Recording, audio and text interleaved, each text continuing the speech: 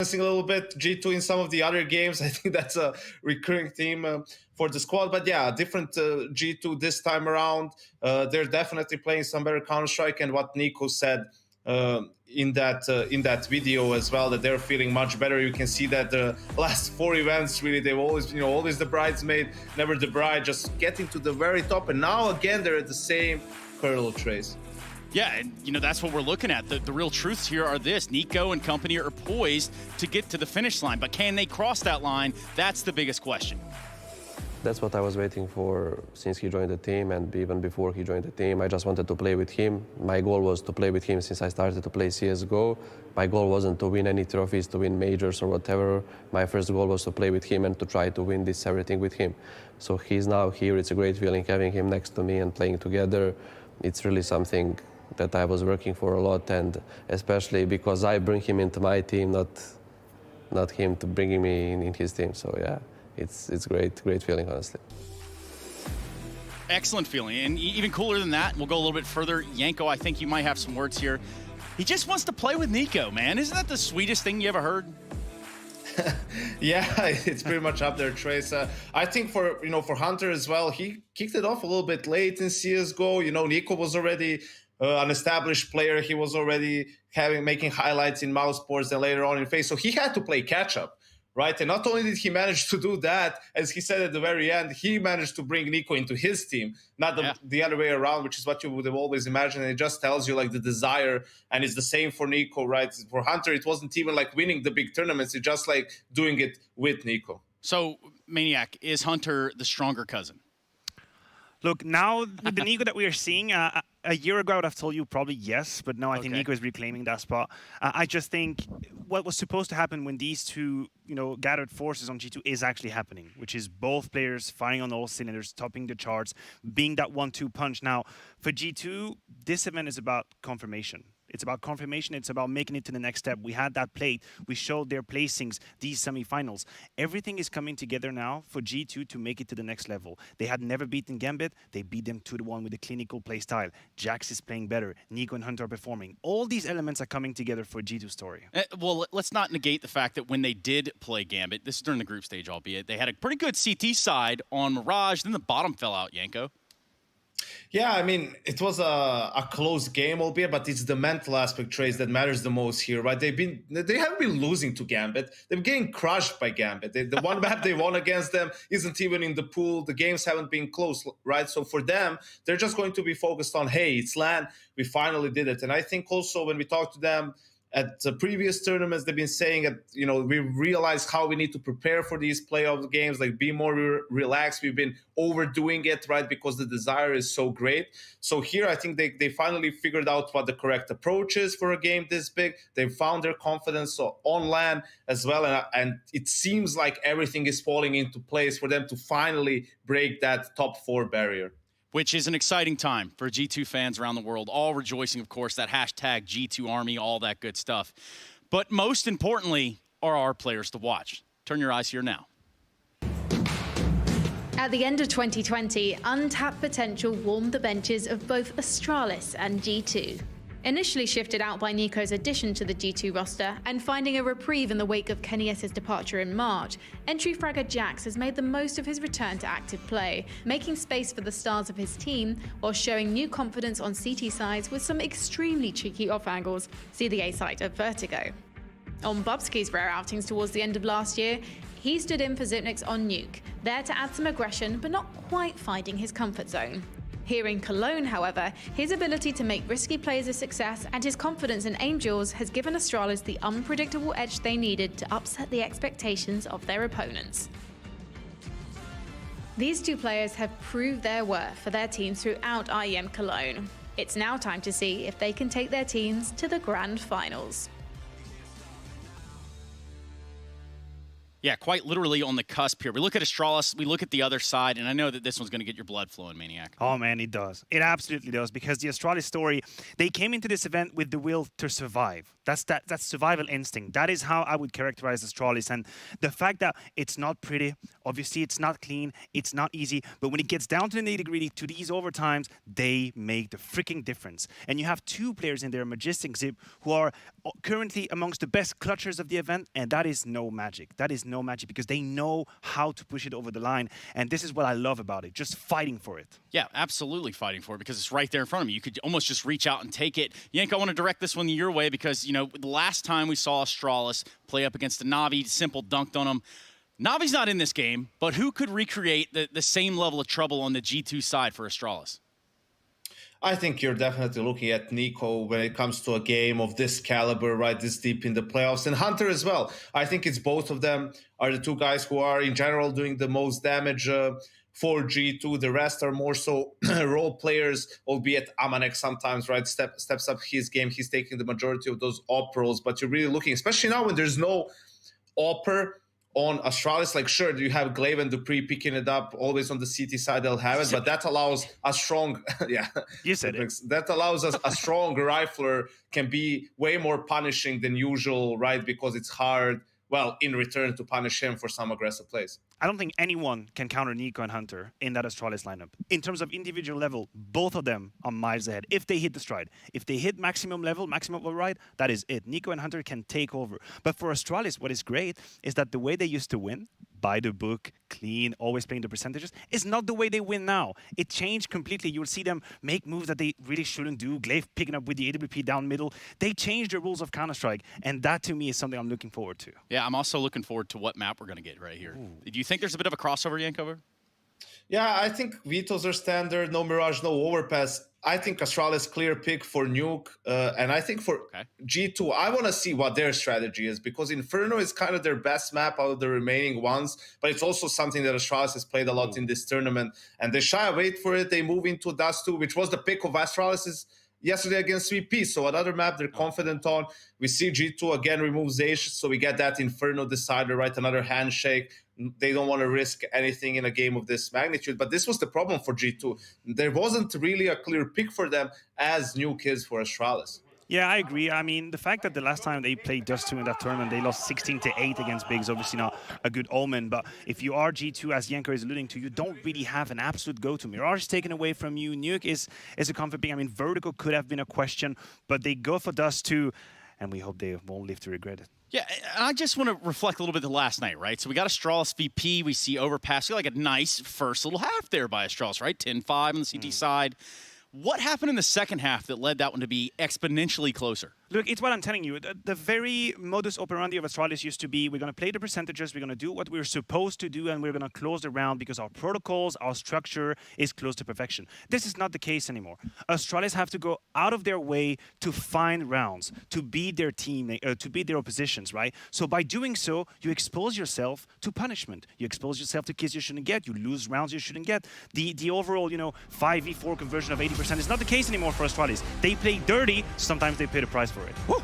And that'll get you going, ladies and gentlemen. Astralis versus G2 in a semi-final bout. We've got Nuke, Dust 2, and Inferno on the cards right as we get started with Harry and Hugo.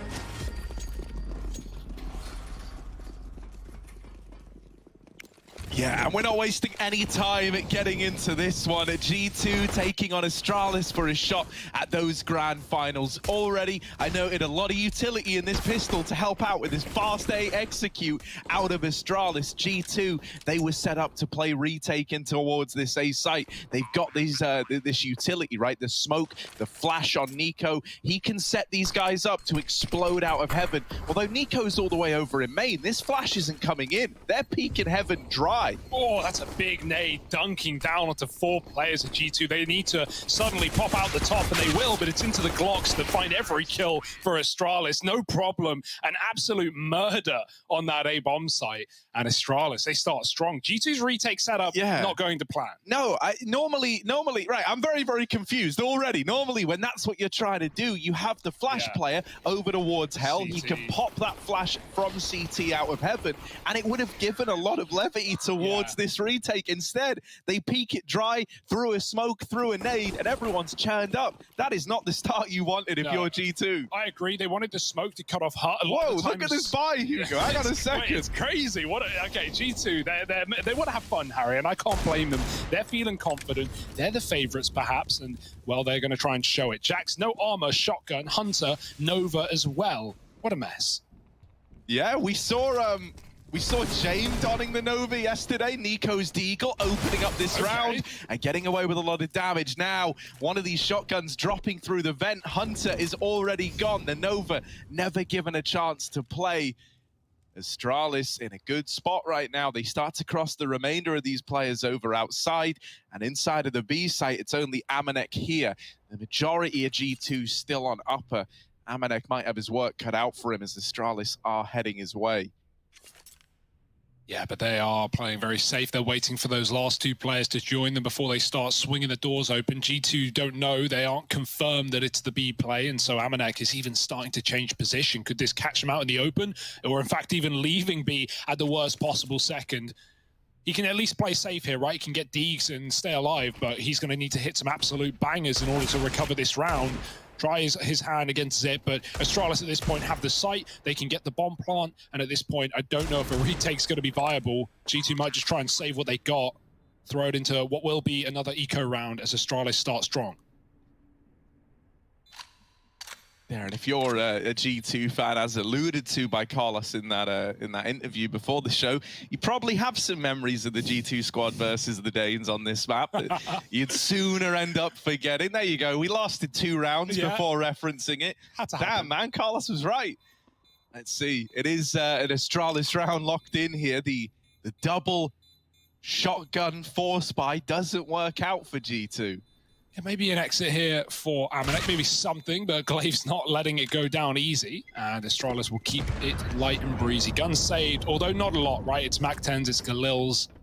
And so that's why these force buys are so scary for a team like G2, getting all those shotguns in. They won't make it work, though.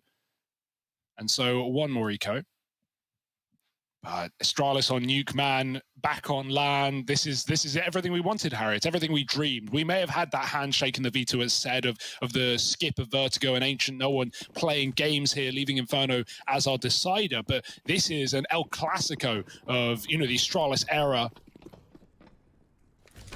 G2 know that better than anyone. Pistols out, Astralis back to the lobby and keeping it nice and slow.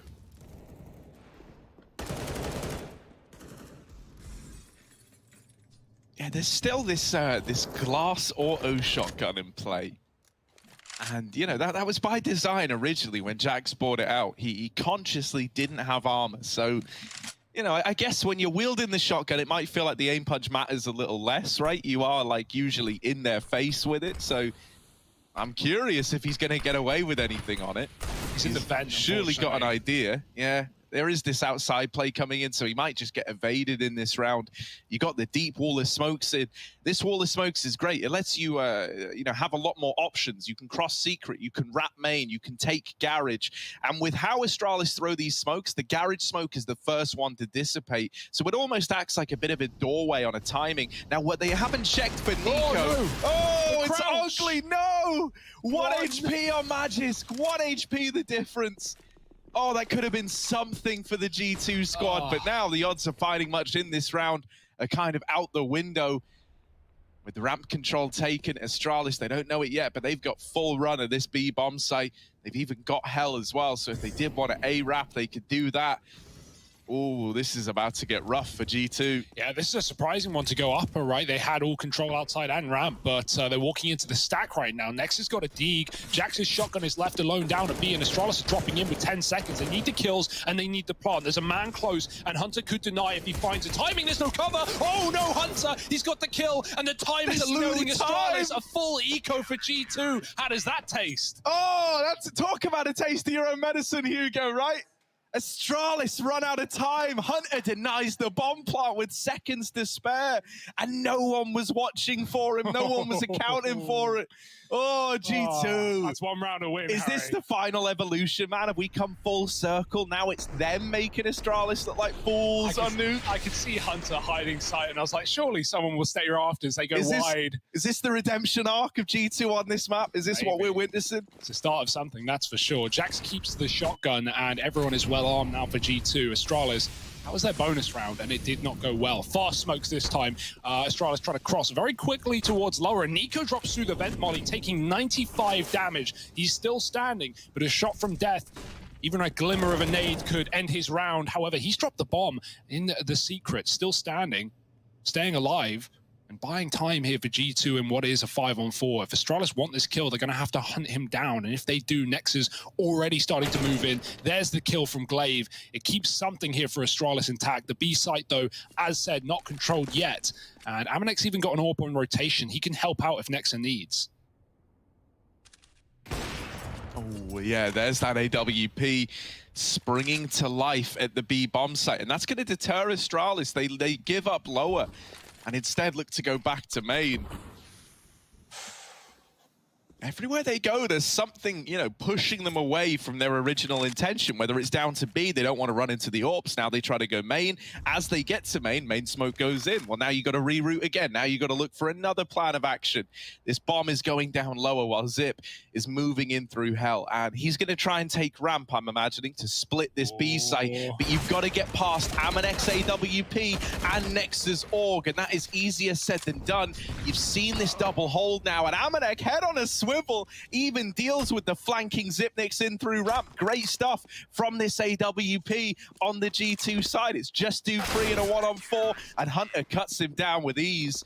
There was just no time for Dupree. He had to run bomb out if he wanted to win that one in the clutch. Yeah, it's crazy the storylines and the time that G2 and this team and these players have gone through over the past 12 months, right? Like from, Jax leaving the team, getting his English back on track, rejoining and looking like an absolute beast, looking so much better than he was even originally in G2. And then the story of Nico v Aminek, right? Nico getting brought in for the AWP. We see him more on the Krieg at times. It feels position-based. It feels feeling-based. And when Aminek has that up, man, he is such a star with this weapon.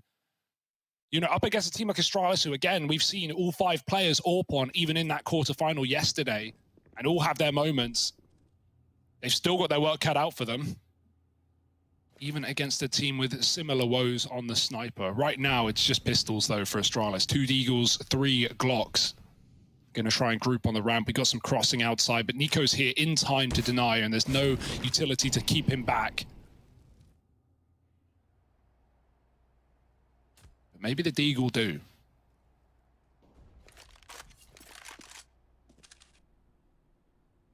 Yeah, the question becomes, who's going to break first in this outside fight? Who's going to take that first peek?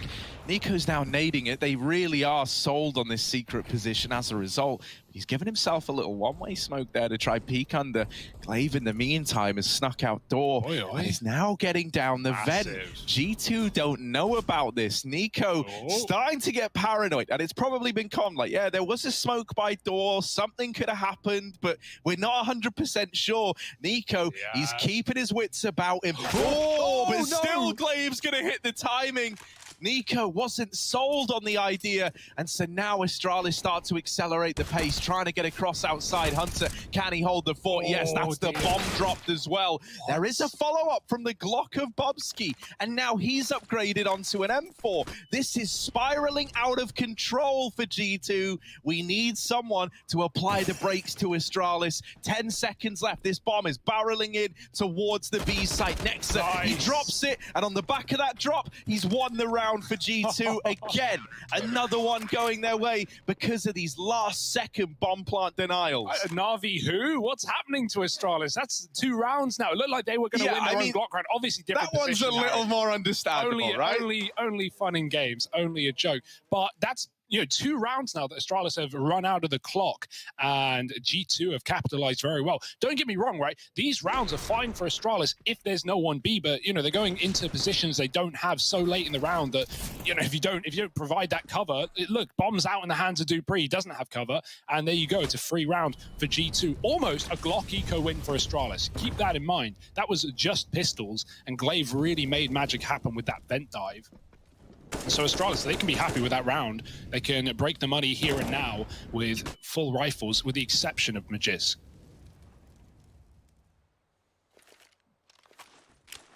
Yeah, it's left you in a bit of a weird spot, right, on the players that saved. That's why you've got, like, Magisk, Don, and the Deagle here. You're also a little bit limited in terms of the utility, and I like what Hunter's doing. He's really taking liberties. He tries to peek through the door smoke on an aggro push. He spots players back in lobby, and now G2 have painted a much better picture of what's going on in this round. They've seen the outside smokes as well. There's 2 players here to try and deal with it.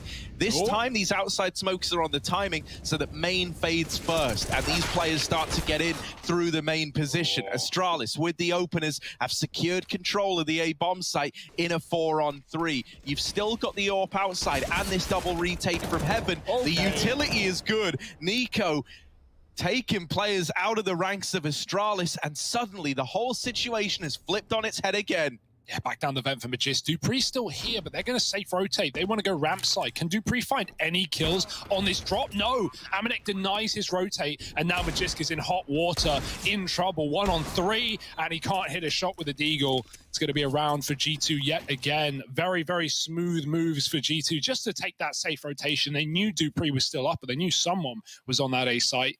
And so they completely avoid it, get down to the B bomb site, and pick up another retake. Defuse is happening. Don't you worry. It's 4-2 for G2. Yeah, this has been a bit of a rough start for Astralis. In all of these rounds, they've had a chance to do something, right? They've had a chance to find a round on the back of it. And you really have been splitting some fine hairs as to how this this scoreline is 4-2 in favor of the G2 squad. Once more, Astralis don't really have the money to lean into a buy. They're still kind of suffering the consequences of running out of time in these last few rounds. So they're taking a partial investment. This is really allowing G2 to pad out these rounds on the CT side early. And that's kind of the last thing you wanted if you're an Astralis fan. This is an uncharacteristic start where they've fallen prey to time a hell of a lot. Setting up for what looks like just the A explosion. And hell, man, this was how they won the pistol, right? Something to note was in the pistol round, the main smoke was left out, and I think that was why Nico ended up getting nullified in that retake round, right? Oftentimes flashing from behind the smoke in main, he wasn't given that. I'm curious if we're going to see similar things left out in this one. Utility goes over, but the real play's coming in at ramp, and Amanek is tearing through it on this AWP. Amanek, come on, 3 in the round, and Nex is going to steal the ace away, but it's still 5 on the board for G2, and it's flawless to get them there. Yeah, you don't care. You're not looking for aces at this point. You're looking for those grand finals, Harry. That's what's in the back of the mind, and maybe even in the forefront for all of these players right now. Big round from Amanek, little A fake, but yeah, it's not going to draw your ramp player out of position until there's bomb. And so Astralis go right into that orb. Bit of a timeout here now for the Danes need to discuss before they get back into what will be really their best rifle round, right? As you said, the money has been skewed. That is from 2 rounds saving, keeping players alive when they really wouldn't wanted to. And so Astralis have, they've had economical woes, but forget the excuses. This is where they need to put rounds on the board pronto. G2 are starting to build some more money, rounds, you name it, they got it. Lovely shooting from Amanek. Can't afford to be having an off day in a matchup like this, and so strap the wheels back on and run it back for another rifle round. Back outside for Astralis. This is what they were doing a lot in group stage, Harry. We saw games from them where they would just, fully commit outside for, 15 rounds in a row, it felt like, in that game versus FaZe. So proved to be a bit of a problem there. We'll see if that continues to be the case. But down B they get for free. G2 won't do anything on the cross. Nico's still looking for someone crossing into garage. That has been the case before. And in that phase game that I talked about, it was the T sides where Astralis were having problems on Nuke as well, not just this map, but even Dust, the second map of this series. Something to keep in mind as we go into it. Astralis setting up with nades on the A site, flashes through the roof, but it's really another ramp play. Yorp is foaming at the mouth right now, Amanek waiting for the kills. Yeah, and you know, you don't want Amanek to feel like he's got total control over this position. You really need to kind of start to make him respect you more, because once again, he's opened up this round. Oh, they are pressuring him with the flashbangs, but still he's able to make a quick escape down through ramp. Oh, nice. While this is going on, Nico has caught Glaive outside, and so for Magisk now coming back up to try and trade, he's low on HP, and Nico is quite the formidable opponent to go up against. This round has slipped apart for Astralis. They're going to try and come in with an A play, splitting through heaven. They at least have a chance here to pinch a Hunter. Down in the site, there's another man who they don't know about yet. Yeah, Hunter's spammed out, but Jax was there, ready and waiting to deny any opportunity at a bomb plant. G2 are up onto 6. This is a very convincing CT side thus far. Yeah. Something that's so impressive is just how aware they've been. You know, Astralis attempting a lot of this outside control again, and yet every time they've done it, you know, they might start by taking some secret control. A lot of the time they've been coming back outside, they've been going for these hell wraps, these garage wraps, and Nico's constantly been aware of that possibility. Yeah, the comms are really good right now for G2. Like, they know exactly what's going on. The fact that Nico has gone from getting caught by these lurks to now, you know, catching the lurks himself. Now he's in secret. I think he will have been spotted there. Glaive looks like he's hunting him down, but knife out, and Nico, surprise, surprise, above the one-way smoke, finds that first.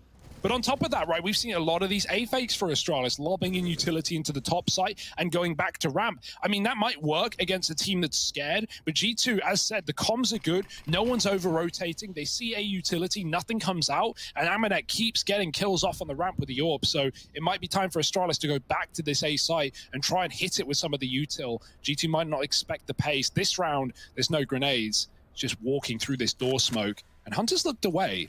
Maybe there's a chance for something here. Jax has a flashbang to line his teammate up, and they seem aware that players could be out the door, allowing them to drop vent, but no further. If Astralis try and take this A site, it's going to get bloody. There's a D for Dupree, but Jax at the back of the site, and he's got a couple as well. Dupree in the open, and it's the Orb rotating to clean it up. Nice, simple round for G2, keeping more and more players alive as they build into this half.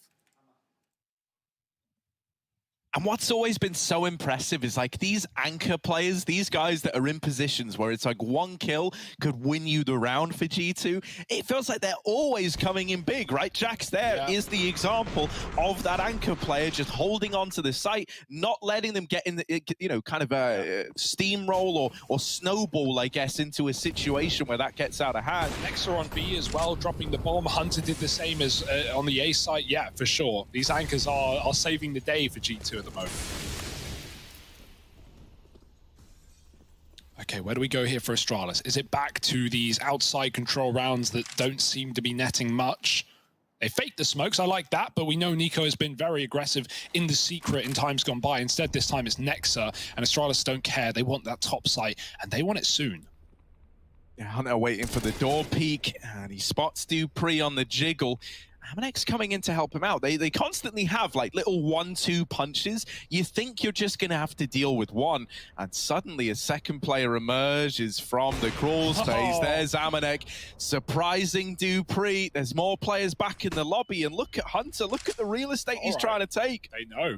They seem to know. Glaive looking into the corner, throwing a close flash, and they're trying to clear it properly. Bubsky will. Dinked in the process. Meanwhile, Astralis were gaining space outside. Zip is crossing behind main. Astralis are keeping on this pressure onto A, so Zip can come in on this split. 30 seconds, Nico is impatient, and this might be a profitable push. He's coming in on the flank right now. Glaive with nades in hand. That timing outside is not happening. It's going away. They're going to end lower instead, and this is not looking pretty right now. Crossing secret with the bomb is all Astralis have in this round. But once again, Hugo, we talk about the anchors. We talk about these positions where if a player gets 1 or 2 well-placed kills, they win the round. Well, this is Nexa in this one, and it's his destiny to go on to close this out for G2. And then Bubsky even dying, trying to save the AK. G2 are brutalizing Astralis right now. Man, we were so hyped up after that Astralis game just yesterday, right? You know, the question was like, are they back on LAN? Is this it? Well, I tell you what, versus an opponent that's giving you no respect, they're not treating you like the Astralis of old, you're not getting given the usual room that you're used to. You're not getting given that air of comfortability. NiKo, that round as well, I think was a good example of that, right? Pressuring lobby, helping flush these players out. Yeah. These are the kind of pushes you're not really used to having happen against you if you're Astralis. And he wasn't the only one. It's like layered pushes, isn't it? Hunter going as well, and Dort, yes, he gets spotted and dies, but it's just showing what G2 are feeling right now, right? NiKo pushing ramp that round. In the past, he's been secret coming up, and that's a change that I like for G2. It's not like they're just putting Amanek on the AWP and leaving him on ramp all half, and Astralis go, well, Amanek's AWPing ramp, that position's out of bounds, let's just not go there. Sure, there's merit to be said for that statement, but at the same time, with Amanek and NiKo constantly swapping positions, with Nexa ending B, with Astralis never knowing what to expect where. Is it a safe secret round where Nexus giving it up? Is it NiKo pushing up the secret stairs with flashbangs? Are we getting ramp crunch? Astralis don't know. It's been different every single time. So G2 keeping it fresh and keeping up in the lead gives us another round with just Deegs. And, you know, it was this map that you know, spawned the famous Carlos copy-paste of, you know, oh, that's real CS right there. Yeah. Real men, they poo, they wee on nuke or whatever he said, you know. But it's one of these things where, like, it's not just the individuals right now that are making this convincing case for G2, right? They're not just running amok and besting you in individual fights. Their individuals are stellar, don't get me wrong, but they're also out-calling Astralis right now. Every time Astralis have tried to make one of these last-minute changes, G2 have been one step ahead, and that's what's won them the majority of these rounds. So this is really impressive what we're getting out of the G2 squad right now. And honestly, I don't know how Astralis stemmed the bleeding. I'm not looking at this going, yeah, man, you know, it's Astralis. I've got faith that Glaive can figure something out. It feels like they've tried a lot and nothing has worked thus far. For sure. I keep referencing that phase game, but it did really make me question this Astralis T-side on Nuke, is because, you know, we're not seeing the mistakes they made there, which was just these constant outside takes. But right now, NiKo has dropped the bomb, and this round is already to be forgotten. Nexa push back on ramp, and again, just fresh positions for all these players. He will die. That's a gun to be given, but how much can Astralis really do with 20 seconds? Amanek holding hell, and he's dropped Zip as well. It's just Dupree, who might even want to save, but he's got lost bonus coming. So, you know, it doesn't really matter at the end of the day for Dupree. So save he shall. And yeah, even so, Harry, like 8-2, now 9. Individuals there, calls there, reads there. What is the answer? Maybe Astralis need to go back to one of these top site splits, but they just tried that, and NiKo hits the perfect timing up secret to kill both main players. So didn't really go too well for them, did it? Mate, this is a G2 that are hungry for finals, right? Like, Astralis might have said, look, quarter's on enough. Well, if this keeps up, G2 are looking to put it to bed in the semis for the Astralis squad, man. This is unreal. And, you know, the fact that so much of this stopping power is coming from this AWP on Amanek is a treat as well, right? Considering that for the longest time, the AWP kind of role hung in the balance for G2, it still kind of is, you know, feeling base from time to time. He's really laying down the paint. And as you say, this kind of ability for him and the rest of the team to seemingly swap out at the drop of a hat is great. Astralis never know where they're going to encounter this AWP. Yeah, and NiKo's still annoying them as well. He just crossed main and he threw a secret smoke at the top. It looked like that one way that he's been playing over the top of. So if Astralis go outside, they think he's already secret. He's only just getting there. Zip, maybe some kills. There's a barrel up close. There's an AWP, but it does find the frag. And Amanek keeps things even. Massive kill from him. Zip almost had a double on his plate. Astralis might be scared of this outside control. As said, NiKo throwing that smoke in secret, and so they cross garage. He has gone down vent, so he is ready to react if things get hairy down B, but that's not going to be the play. The bomb is very late. This is the problem for Astralis, as they don't have any more smoke other than on Dupree. Not enough to really make a difference, though, with so many angles in the yard. Dupree going to begin to cross all the way to hell. This is very sneaky for Astralis. G2 have definitely got to be cognizant of this possibility, though. 2 towards the back of the site. Hunter trying to get that lobby info. And Magisk, if he can push NiKo back, that is at least something here as Astralis try and creep onto him in B. Oh yeah, this is a little bit wild, a little bit crazy, especially if you're Nico, right? He doesn't know it, but they are all around him. Now the penny's dropped. He goes back to try and fight in the site and is blindsided by Glaive. A bomb plant with 8 seconds left gonna come through, but they are lacking players for the hold. Hunter out of ramp absolutely annihilates the remaining 2, and the defuse is in as fast as that bomb goes down. The round is over for Astralis, and G2 just swiped that post plant aside like it was nothing. You can see the cogs in G2's brain whirring, right? These meat machines of men just realizing exactly what's going on. It's Astralis. I love that round. I love the call, right? Magiska's distracting Nico in secret. Meanwhile, the rest of them are walking down ramp. But the big problem here, Harry, is the time. Again, it eludes Astralis. It forces them to run. And the second they start running on ramp, that double back A-site setup, here's everything. They make the call. Nico knows he's getting rushed. He's able to at least put up 1 kill there. And then the rest of G2 come down vent, they come down ramp, and they pick up another retake. It's all too familiar territory. What a streak of rounds put together by this G2 squad. Yeah. And I don't think they're going to go cold at any time soon. And with how this game started, the pistol round really looked like a solid anti-strat out of Astralis, right? They were so cognizant of that A retake setup. They left that situation with the goal of rendering Nico useless, a key piece of that retake. Since then, man, since the rifles have come out, we've had Amanek AWPing at ramp. It has completely blindsided Astralis. They do not know what to expect, it feels like. Oh, a fast A play. Okay, desperate times call for desperate measures. All right. Go out and try to get these frags. Hunter with the double has turned it back into a 3-on-3. And look at Nexa go. He's in the site. He's still fighting for control. There's a player up close, but he's burning out Dupree.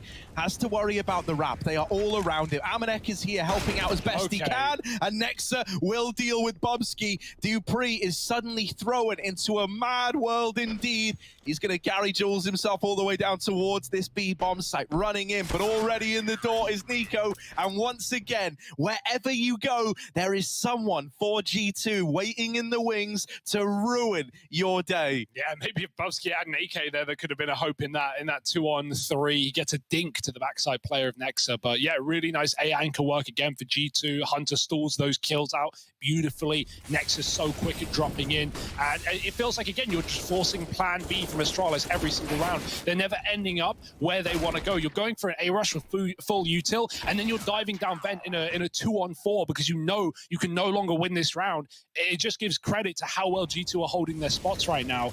11-2, Astralis, they want another A play. We got the Alexi B flash on Magis. This is a lovely little flash through the rafters and good for a hot rush. But Astralis, are they actually going to commit to it? So many times they've feigned this A take and they've gone back to ramp and it's not gone well for them. Oh, well, they spot Amanek's AWP outside and they think, oh, well, ramp must be a little bit easier, a little more free, and they will get past the double hold of Amanek and Nexa. It wasn't any more free than normal, right? The AWP wasn't there. It was a double hold instead, but you still managed to take this ramp control away. This is like one of the best spots you've been in a long while on Astralis. And so if there ever was a time to try and salvage a couple of rounds at the end of the half, it's in a round like this. Everywhere they go, there is someone. If they back up lobby, Hunter is there. If they go forward to hell, Jax is watching the ladder. And if they drop B, well, Nico's already in position. There is no way out of this for free for Astralis. They are boxed in right now. And you can tell they're feeling scared.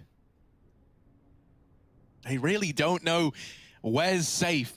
Where's free of G2 players? Nico, you cheeky devil. They are holding this. They are holding the smoke. And yet still, Nico takes down 1.5. Dupree will trade it out and keep the 2-on-2 open, but he's looking worse for wear. Bubsky might be feeling a lot of the pressure in this one. He's the man to try and plant the bomb. You don't want it to get denied, so he's got to get off of it for now. Hunting down the man in Decon, but Hunter won't give up the kill. Door swings again, the bomb plant will come through. Jax from ramp has dealt with Bubsky, and so it is just Dupree. 1v2 to try and put a third round on the board for Astralis. he's at least got room to play with, right? He's got a bit of an angle and a chance to separate these fights. Dupree with the swing. There's number one. They're not on the bomb yet. Hunter taps it, baits the peek out, and nails the clutch. It's 12 on the board for G2, and seemingly nothing can go wrong for this squad right now. Yeah, I mean, you can give a third round to Astralis here and you won't be feeling any kind of problem. This is incredible for G2. This is a sexy CT side on Nuke. And yeah, Astralis' woes have only just begun. Nico in the smoke. Very, very mad play, but at a scoreline like this, you can't fault it. Amanex 18-4, just a quick reminder. Beasting on the AWP. Nico not far behind at 14-7. And for Astralis, we don't even have double digits. Yeah, you know, Zonic might have said 11-4 is the most dangerous scoreline now, mate. 13-2 is, and it's when it's against you. Oh, Nico, all right, bit of a blind kill from both players. They do a lot of damage, but it's Glaive to lock it in. And finally, Astralis have an untraded 5-on-4. They're going to try and capitalize. Magis catching Amanek over in CT, and suddenly the Astralis T side might be able to find a third. I'm glad they don't commit there. It would have been so easy to just hit the go button and split ace, pronto. Instead, Magisk is now making the most of his position. He's wrapping Heaven. Next is coming back to watch for it. So maybe there's a kill here for Magisk. He's very, very passive, playing this smart and hoping for G2 to make the mistake. Next is now tucked in the corner. Magiska's already cleared this angle, but the kill might come to him. Oh dear. No noise to be made, not yet at least. And Nexa won't expect this of all positions, surely not. And there it is for Magisk. Now a 5-on-2. This is a free round for Astralis. They've just got to slip it through. Oh, yeah, and you know, G2 in this situation, it's them not knowing where to look, right? Every single corner could harbor a fight versus someone from Astralis. Jax is getting wrapped on in lobby as well, and the bomb's going down in B. So this is a pretty safe round for the Danes. If there ever was a round where you could say, yeah, they've got this one in the bag, it's looking like this one. Jax, all that's left to do is give it a bit of a try, see if you can get away with anything here. They are going to give him a couple of fights, and the timing's not going in his favor. Regardless, you know, you've lost one round right at the end. It's still 12-3 in favor of G2 for Astralis. They are going to have to bring one hell of a CT side if they want to pull it back on their map pick.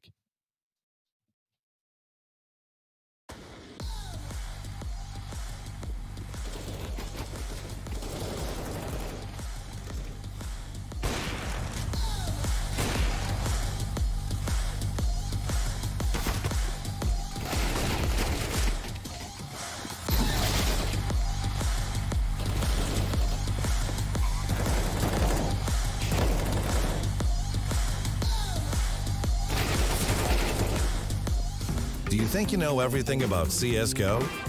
Then stay alert and look out for the DHL drop quiz on the ESL CSGO Twitch channel.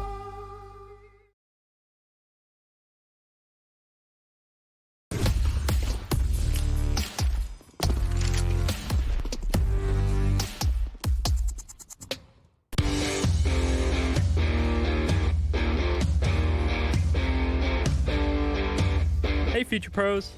Today I wanted to show you another method to take outside and find picks on the T side of Nuke. This execute will obstruct a lot of vision from the CTs and possibly force a warehouse player out into the open for a fairly easy pick. For this execute, you will need 4 Future Pros along with 3 smokes, 2 mollies and 2 HEs. Future Pro 1, you'll be throwing the bottom hell window smoke. To throw this smoke, hop into this corner. Aim at the top of this pipe vent and slightly to the right of the line. Run forward and jumping through the smoke as you get close to the wall in front. Save your molly as you can use this to block off secret as you spend more time outside. Future Pro number 2, you only have a warehouse smoke to throw, so don't mess it up. To throw the warehouse smoke, look into the center of this wall. Aim at the bracket on the silo, then jump throw the smoke. After this, head into lobby and hold off any pushes. Future Pro number 3, you'll be throwing the A main smoke, mollying secret and saving a HE for CT red. To throw your smoke, position yourself so half of this vent is cut off by the wall. Aim to the top of the cables, run forward and throw the smoke just before hitting the box. Then clear some close angles and hop onto this box. From here you can throw a molly to cover secret and hold the push. If you feel like it, throw your HE to CT red with Future Pro 4. Future Pro number 4, you'll be throwing the CT red molly along with a HE. To throw your molly, wait for the warehouse smoke to bloom, then make your way into this gap. Aim at the lower corner of the garage door and jump throw the molly. This will land behind CT Red and possibly cause a counter-terrorist to rotate back towards the ladder area. After this, running throw your HE behind CT Red as you could get some chip damage on the rotating player. Then have Future Pro 1 boost you behind T-Red, and if you're quick enough you should be able to catch any CT trying to get up from warehouse to ladder. And that's about it. This execute is a nice way to find a pick outside. If you have confidence in your aim, I have no doubt you should be able to catch CT player out.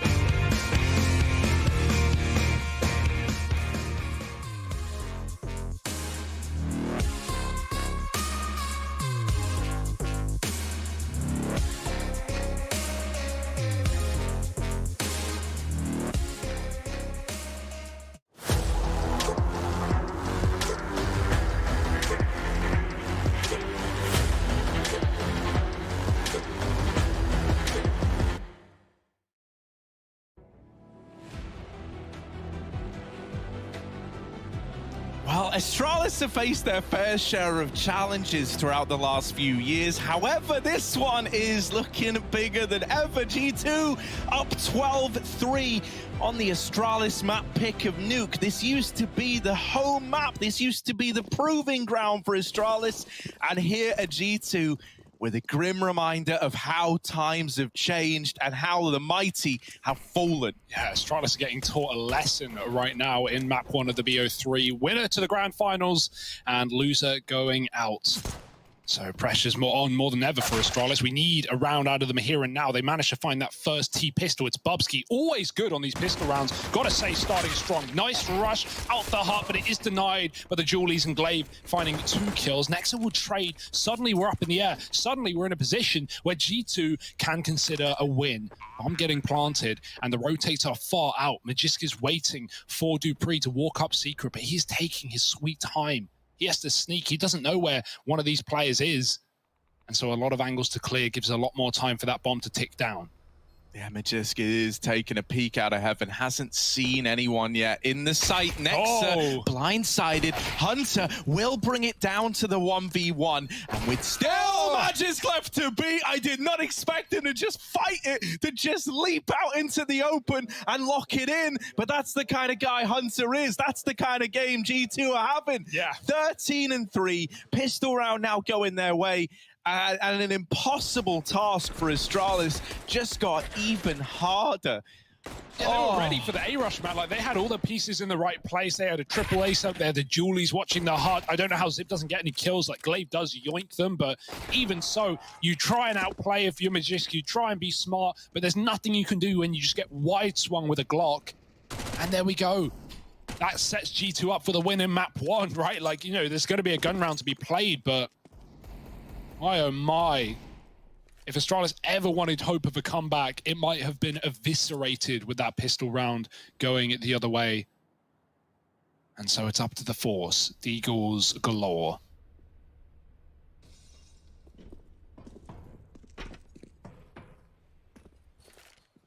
G2 in no hurry. All the time in the world to get this round under wrap. Smokes outside will be the game plan. No one B, no one's secret, no info for Astralis as to whether these are fake smokes or not. And in fact, they are. G2 are getting ready to pound A site. Yeah, Glaive gonna have his work cut out for him. He does have some support up here in heaven at least. That's something, but still, like, you're struggling to look at these silver linings, especially with Amanek charging out with his MAC-10. A bit of a signature weapon for this guy and making a lot of money and opening up the site in the process. It's a win-win for G2. Money's made and a round is secured. 14-3 is as good as locked in. Nico? And look at this. Nico is hunting down the saving Astralis players. Okay, he only gets one. But it's just adding insult to injury. It's just building up even more of a case for G2 to steamroll this map. It's a confirmation of where they are as well. Oh, they're saving. They already are not going for this round. You guys can take a deep breath. You can start spreading out if you want. Yeah, okay, one makes it. Zip does get to spawn, but at this point in the game, you're not thinking about your economy if you're Astralis. You are not trying to calculate the financial freedom. No, you can't even get rounds on the board. G2, 13, now 14. And Astralis, what do you even do? Play for OT, force till next map? Well, those are your only options. all this is going on while Amanek is just silently going 20-6 in the background, right? Lovely. It was him with that AWP at ramp that felt like it was just causing so many problems. And the best thing about it is like, as the game went on and he became even more mobile, it just felt like it was throwing out new issues for Astralis. They would try to plug the ramp hole. They'd go, look, okay, we can't get past the orb. Let's lean towards outside. Oh, well, now Amanek's here. Of course he is, right? You just felt like you couldn't catch a break. And really, it shouldn't take me to tell you this. It is going to be a rough world to envision any kind of a return to form in this map out of Astralis, Don't get me wrong, Astralis aren't the type of team sitting here and already talking about Dust 2. You know, they're not going to give up before the before the chips have been slid across the table. But in the same vein, you know, what's not said out loud is thought in the back of your mind. Yeah. Dust 2 is just around the corner. And Astralis, I mean, they're playing for OT. I respect that here. Not a lot of teams would make this call, right? Especially after forcing second round and losing it. It would have been very easy to buy up here in the knowledge that you have to then pull a 12-round comeback with your guns. Well, if it was ever going to happen, Harry, it would be off the back of guns. So this is a good decision for Astralis. But again, it is in quite the predicament. G2 back to the A site, back to business. And hell, maybe not even just A. Nico's lining up utility for the rafters. We've got a guy on ramp at least. Jax might just be holding the push. We'll see. Amanek's certainly looking to get involved in the action, and he waits for the flashbang to take down 2. The MAC-10 coming to life as it does, and Hunter providing cover should be a lock-in here for G2. It was never going to be anything but, and all we're waiting for is that one glimmer of hope in the rifle round for Astralis. These, like, buddy systems almost that G2 have been running on the T side are great. Like, you try to pressure one player just trying to take a free kill. That's what Astralis were doing there with Amanek and Hut. And as they charge him down, they hear him getting the reload off. That's when Hunter emerges as his buddy, right? Like, oh, there's 2 of us here. We play off of one another. And so that round is a lock-in for G2, who are up onto 15. Zip can't save the scout. Wouldn't have made much of a difference if he did, to be honest. 15-3, and this could be one of the most dominant maps here at IEM Cologne, taking place in the semi-finals. Like, that's unreal. Think about the level of competition we've seen in these playoffs so far, right? Yesterday had so many overtimes. It was like a 9.5-hour-long day with 2 best-of-3s being played, and yet here we are. If this doesn't make a case for G2 to reach those grand finals, I don't know what will. Yeah, shoes on the other foot, right? It was Astralis against VP who had these leads, who bottled the leads that went into OT. Yes, they closed the match, but at the end of the day, it was them who couldn't close the map, at least in regulation. Well, now, I said, shoes on the other foot. What's it like being in the backseat, Astralis, getting battered and bruised, a 15-3 scoreline, and 1 rifle round to stand between it all? This is not a position that Astralis is used to, and so how will they fare under these new circumstances? Molotov delaying this G2 cross to secret, but they still make it. Astralis, as the smokes fade, give up outside. Glaive lets them down lower into the Yorp. Dupree's in position. Nexus on a late red, hoping to kill any flanking players down secret. But first, they've got to get past his Orb. As said, easier said than done. Yeah, Dupree will pluck one out of the ranks on the cross. Now they know about this AWP though, and they know they've got him trapped over in Decon. They're wasting no time just spilling in, and Zip will also hound them down, running in through ramp. The collapse from Astralis is good, right? Suddenly it goes from feeling like you've only got one man to worry about to they're all around you. They've pinned you in at this B site, and it's left onto Nexa, who can't find a damn thing. 4 on the board for Astralis. The rifles come out. This is why they wanted to bring them into play. They wanted to feel like they actually had a chance to play rounds on this CT side. Just such a shame that it's come at this scoreline, right? That was just the best round we've seen all map from Astralis, I think. You know, 5 alive, lovely little B hold. All the rotations were smooth. Nothing went wrong, but it's 15-4, Harry. That's the horrible thing about this scoreline, right? All it takes is one mistake on Astralis, or more notably, I think, in this situation, one big round out of an individual on G2. And you're really not shy on individuals who can step up in moments like this and close a game out. You know, if there was like a few more rounds, I would still find a way to believe in Astralis. The fact that it is just one round could end the run here on Nuke, that's the scary part. You are constantly against the wall, backs against it if you're Astralis. And G2, they know you're feeling this pressure. They're taking a very slow round.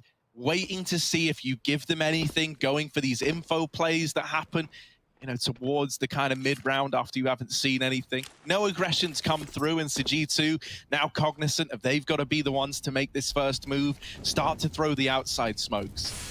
Yeah, the molly on Secret won't do a thing. Glaive's got that one way, and so G2 from the silo will see it and probably opt to stray away, go back to this top site instead.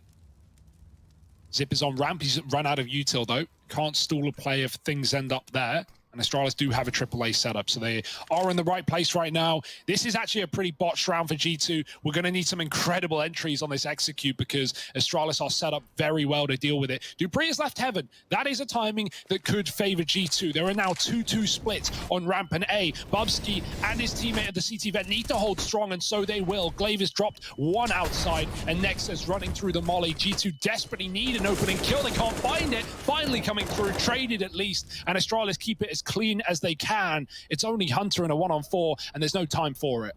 Yeah, 10 seconds, and with players rotating in to watch this bomb, Hunter, he's pretty screwed, and he knows it as well.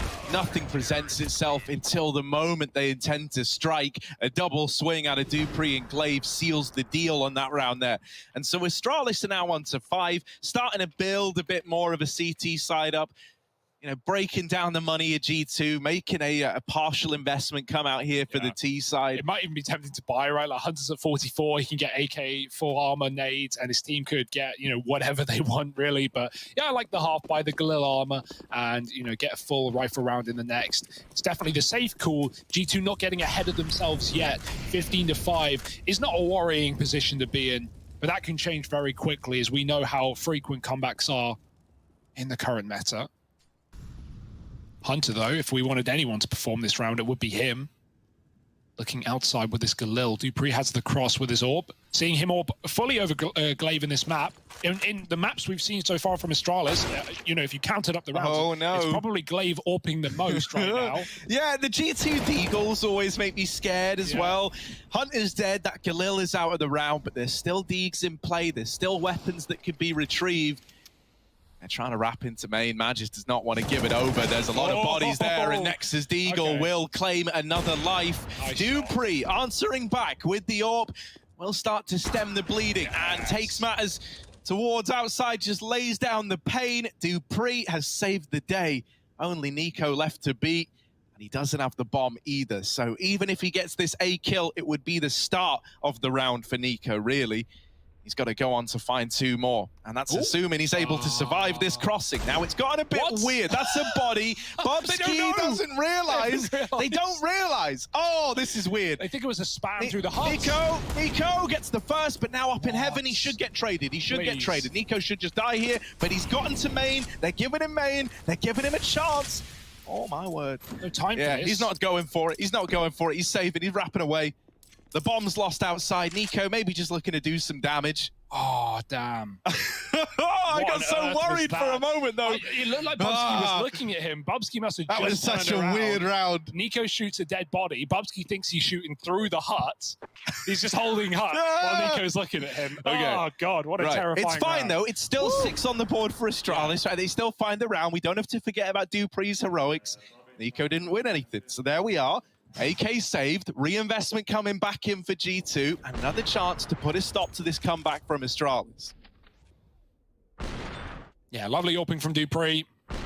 Again, it all just feels so bittersweet, so late in the game for Astralis. Will it make any difference at this point? Here's another rifle round, G2 with everything to play with. We've got dupreeh, once again, AWPing ramp. Much as Amanek did in that first half. G2 looking for a quick pop. That flash, oh, it goes very short, but they're going to run outdoor nonetheless. And a double entry to maybe close out the first map of this series. Astralis, someone needs to be heroic. Someone needs to stand tall. Amanek chasing through the smoke. Magiz looking everywhere, and he's getting spammed. Bubsky in the hut, giving away his position with a nade. They know where he is. He's being wrapped onto. It's all falling into place for G2. One more kill away, and it's only dupreeh standing in the face of this T side.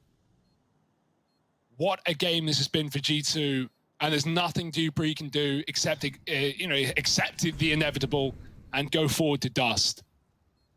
Yeah, he's smoked off at every turn. There's 4 still alive. He can't find a thing. Onto the AK for dupreeh, but look at all the crosshairs ready to fight him when he comes out of this main smoke. Oh, dupreeh, I'm so sorry for him here. Oh, here's the quad swing, and Amanek's gonna seal the deal. G2, crazy dominant start to this semi-final series. Now a map up after taking Astralis' map pick away dominantly. We move to Dust 2. G2, can they live up to the 2-0 dream?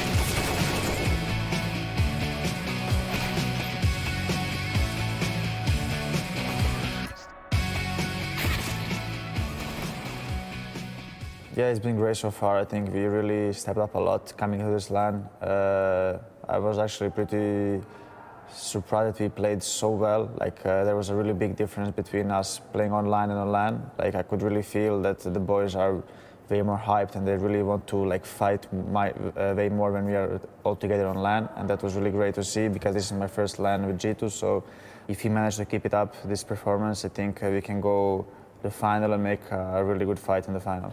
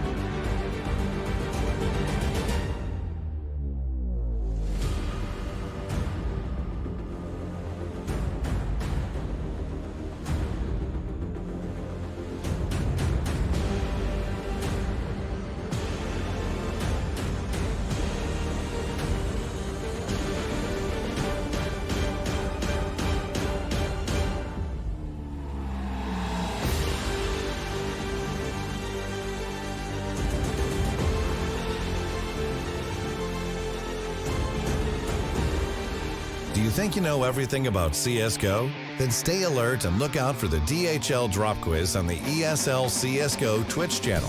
Because as soon as the question is asked during the stream, the clock starts ticking. You will have 60 seconds to type your answer in the chat using this format.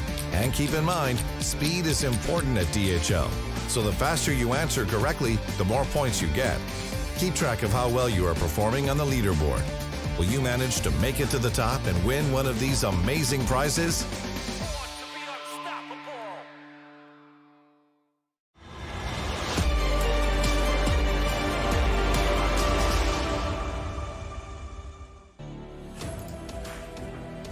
Well, there must have been some technical errors because I don't think we've seen Astralis quite connect to the server just yet. Now, that's the first map out of the way for us. We continue down the journey that is finding out who's going on to those grand finals. But first, it's time for a DHL drop. That's right. Go ahead and get your exclamation points ready and type DHL drop space, whatever answer you're going to choose. First and foremost, let's go ahead and get it out there right in front. Excluding IEM Cologne, which Cologne event had the most aces?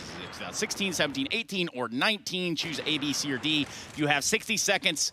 Starting now, there are no lifelines. That is pretty much just the way it is. So make sure you get your answers in chat, and that is how you participate. That is the DHL drop. We're going to go over the answer at the end of the segment. Also, going to take a second to welcome Shroud and all his viewers who are all also watching us. Hello, Mikey. Long time no see. Yanko, on the other hand, let's talk about some of the things you saw here because Astralis not so much to show. Yeah, I think this was just a rather impressive CT side, obviously, from G2. It seems like everything started wrong for Astralis after that pistol round, right? Running out of time in round number 3. And from that point on, G2 went on a 12-round streak. And I think we can jump straight into these rounds, Trace, if it's possible, right? Because I think that's what kicked off this whole half, basically, right? So look here, right? Round number 7. This is a half buy for Astralis.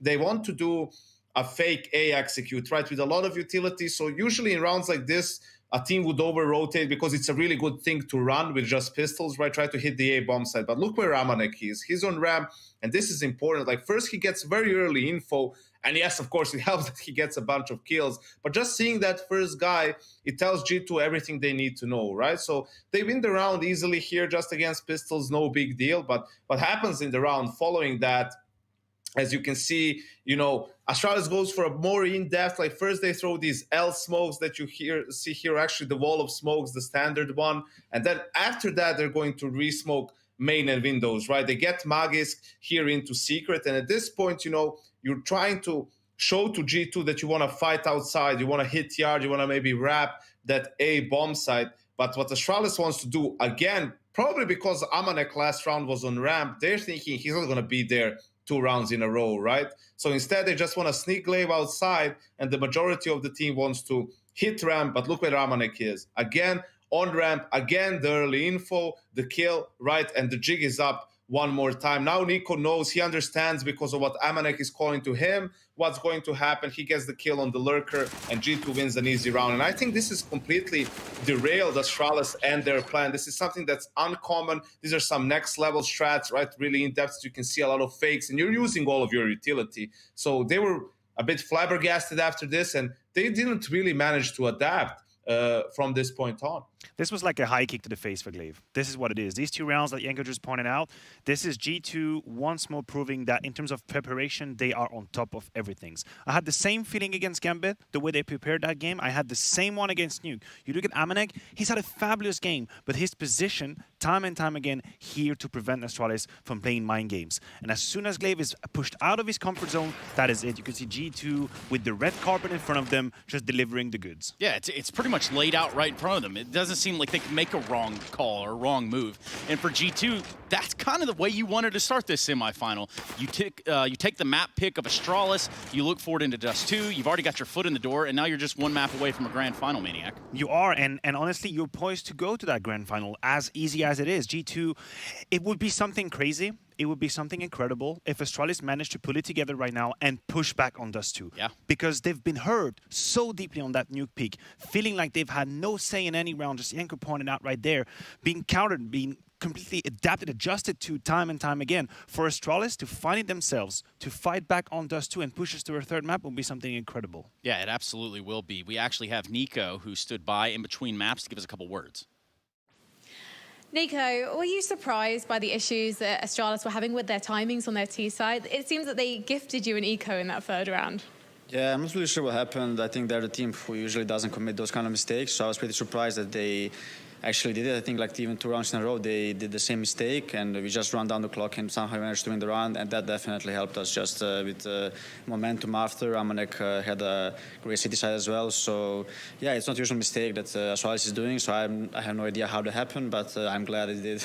Talk to me about the positioning of Amanek. He was like the king on a chessboard. You seemed to move him often from round to round, and he was always in the right position. Yeah, we discussed just how we want to approach the City side. We also knew how the Astralis wants to play. I was surprised that they played explosive throughout the whole half. I expected them to calm down a little bit, but they just played very aggressive, and Amanek was not just positioning very well, but also not missing any of the frags, which definitely helps on the City side of Nuke. And yeah, he did great, and I think he's becoming a really strong operator on Nuke. The last couple of nukes, he was doing a really well job on the City side, and I think he's still learning a lot. And you've got Dust 2 next. Are you expecting more from Amanek there as well? Well, we will see. I think definitely he feels more comfortable on Nuke, but I still think he can deliver a big time on Dust as well. Well, I know Boss Carlos is watching, so hopefully you're going to impress him today. Thank you, Nico. Thank you. And I'm willing to say that they already have with such a stomp in the first map. Nuke done and dusted. Dust 2 on the horizon, and the answer to that DHL drop is here. It is now, if you chose 2018, or C, because C's get degrees, Maniac. Everybody knows that. It's been in school once or twice. That was the correct answer. Don't worry, there'll be more DHL drops coming up soon. But first, we're going to have to go to a break so that we can come back. We can jump into Dust 2. We can find out if G2 can push Astralis away and make themselves a spot in the grand finals. This is the Intel Extreme Masters, everybody. We'll be right back.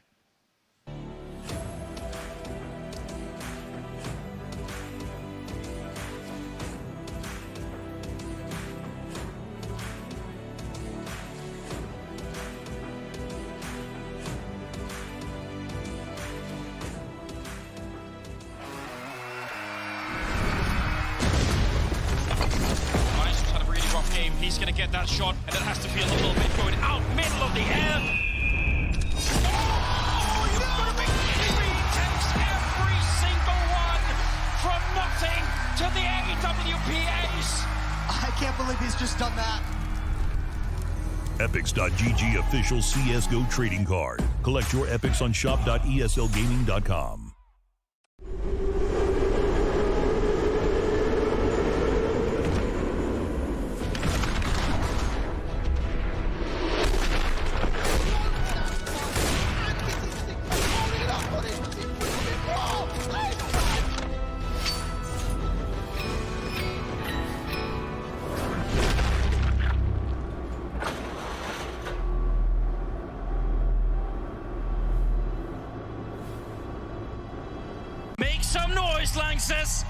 It's Cloud9 versus Na'Vi. Map 2 coming up now, the first semi-finals. This is going to be one hell of a game. Cloud9, they've picked up the first map. Let's get this show on the road. Throughout the years, Cloud9 surely had many ups and downs. However, in 2017 at ESL1 Cologne, many did a double take when they witnessed them in action. No utility at all for NIP. They want to go hard at this, but already Automatic with 1 second as well. Automatic, unbelievable. After taking care of NIP in the quarterfinals, it was now Na'Vi's turn to face the speeding American train. And face it, they did, forcing Cloud9 to fight hard in order to secure the first map. Then, history later repeated itself on Overpass, but initially Natus Vincere were on the run thanks to one player, and that player was Shroud. Like Skadoodle had actually come out on top there. What a flick coming in, Shroud getting one of the headshot. He's tapping away, Shroud! Can he do it again? He's up to 11 kills and looking for number 12. Are you kidding me, Shroud?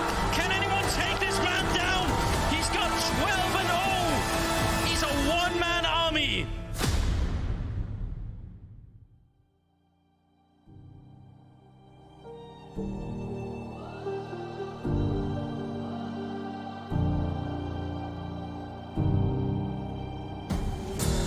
Smoke clears, I'll still be on my feet, forget all of my fears, cause I know my destiny. I feel a champion waking inside of me. It's set in motion, the legends spoken. This is my moment. Can't break my focus, know where I'm going. This is my moment.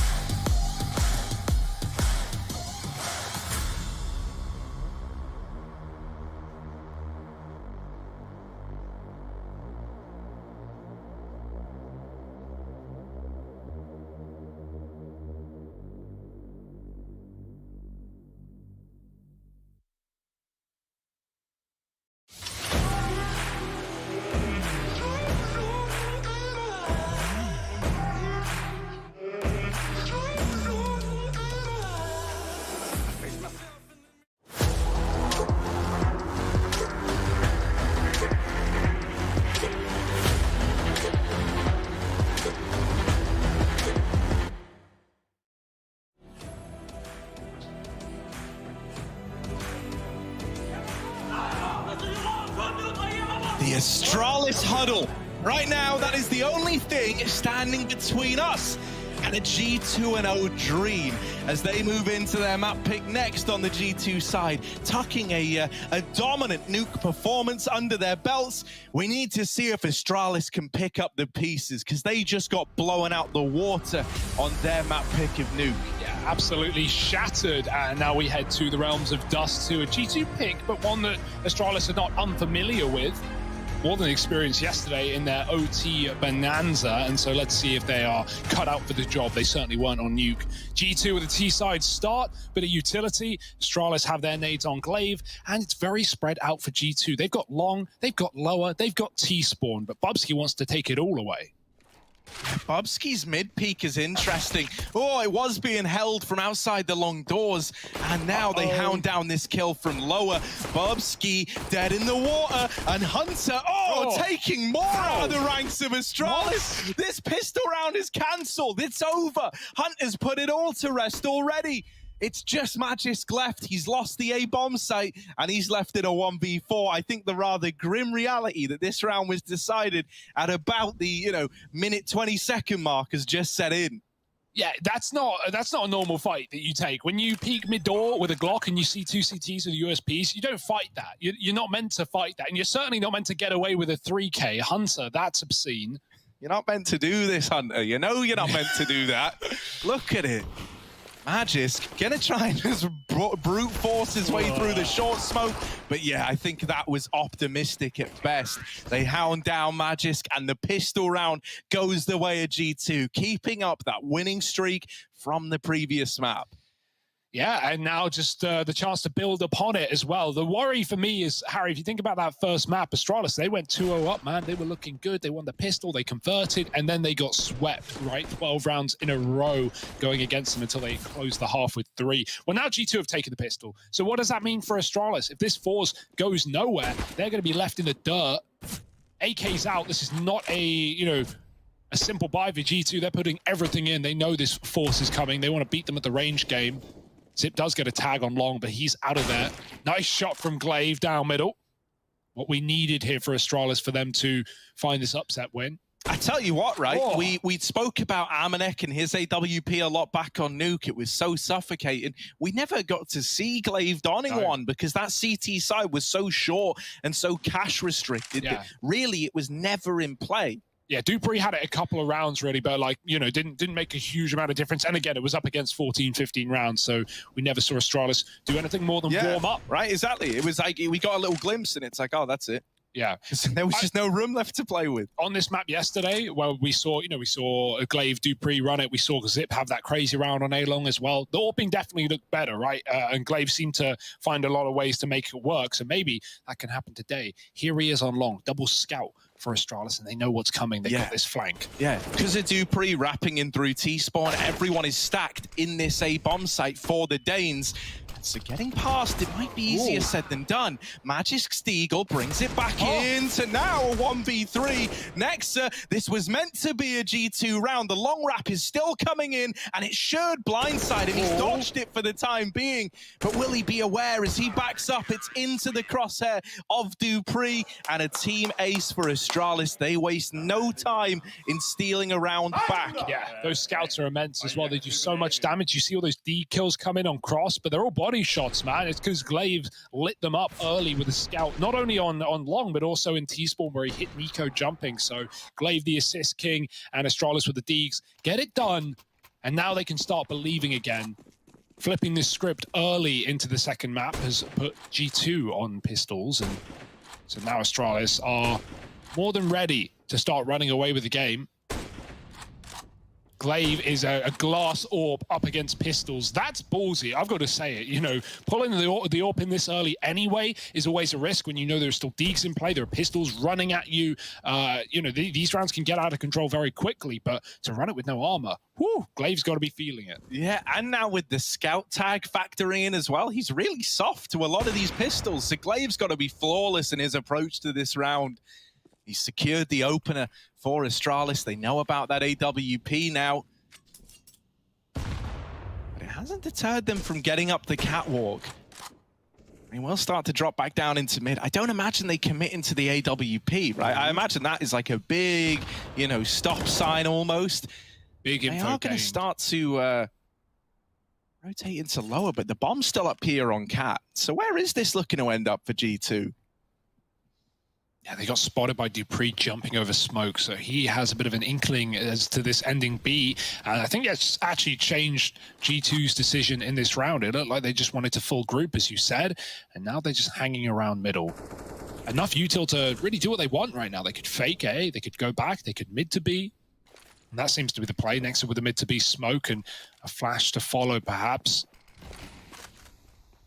Astralis will meet them in the middle. Not only is it Magisk peeking out from the window, pushed off as a G2 start to close the gap. Bubsky smoked off, the Deeks need to connect, and Magisk is not allowing that to happen. 2 kills off the rifle, time is ticking, and it's not doing G2 any favors. Amanek is a couple of shots from death, and he wants that death to be soon and swift. Astralis is stalling after time, they try, and they will succeed. dupreeh, last second flick back, no money, no round, no kills, Amanek's broke.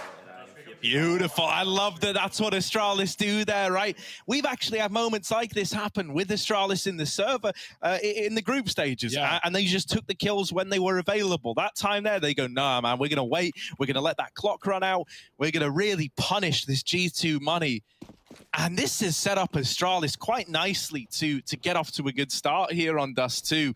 This first buy round for G2 is going to come with some serious limitations on Amanek because of what you've just done to the poor bloke's bank account.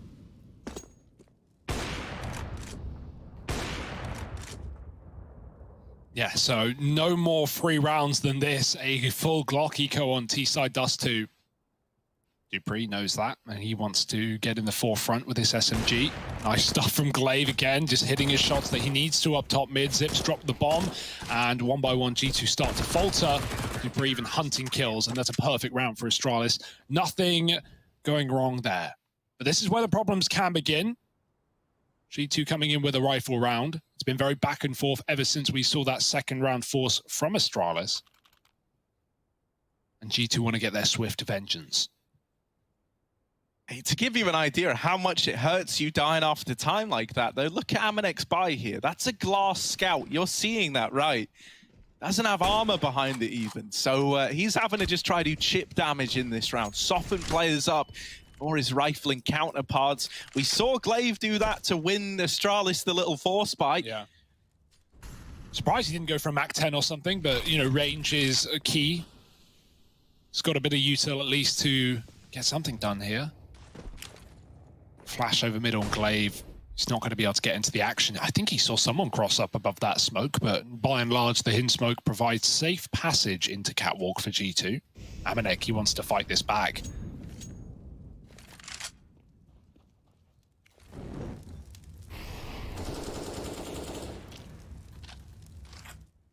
Oh, this is a weird timing. If Astralis take the halls and push upper, G2 are setting up for a mid to be. It's only the boost up. dupreeh going up silently.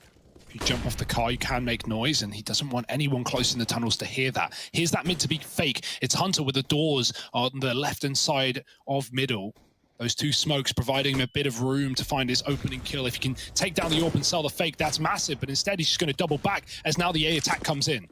Oh yeah, Jack's dropping into CT, and is that first point of contact onto Bubsky.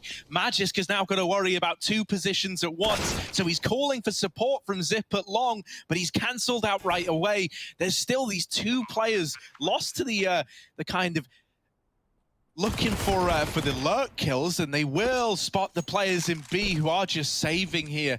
G2 not able to strip the guns out the ranks of Astralis, but regardless, it's still this second round locked in. Yeah, I love that call for G2. It's certainly not original. We've seen that before, but it's a really nice way to just fake out Astralis super hard. It makes them commit to the double B. Hunter gets out mid. He doesn't even get a kill. He doesn't even get damage, but his presence alone gets spotted by Glaive, and then that just causes commotion. Astralis double back into B. They play really safe, and then that gives G2 that 4-on-3 in the A bomb site. Meanwhile, Hunter gets out alive and is able to go late into the B tunnels. He doesn't kill dupreeh, so an AK is gifted over, but it's still a nice idea, and G2 get around on the board. First rifle under wraps. It was all thanks to Jax getting those entries, him and Nico. So here we go. Astralis at least save their guns. They can continue to invest. They are not too worried yet. Does Hunter have a weapon? Yeah, there's an AK in spawn. I don't know how he doesn't have it, but he's gone back for it. It's all fine. And now he's going to set himself up towards B, along with cousin Nico. And leaning towards this side of the map early. Once again, you know, G2 leaning into a pretty default-heavy T side, right? Just kind of spreading out, holding this map control, making sure they're not getting egressed on in the tunnels at long doors. They're denying a lot of information to Astralis early on as a result. And then we're just going to see them settle back into this catwalk play. Do bear in mind that Hunter is still in the tunnels, right? Trying to sell this B-lurk, trying to create space. And he's very, very good at this, is Hunter. Oh, my. As he's crept out, Bobski hits the timing. So Hunter will get caught checking the wrong angle. Now these players in A get made aware of the site take. It's very dry, all things considered. You are just swinging out into Zips Famous. Now the smokes come in. Yeah, it feels like you kind of missed the mark on that one there. The smokes not serving their purpose, and just Amanek left alive in the 1-on-3. Surrounded by Astralis. He's going to go back through catwalk. There is a path into this B site open. He doesn't know about that.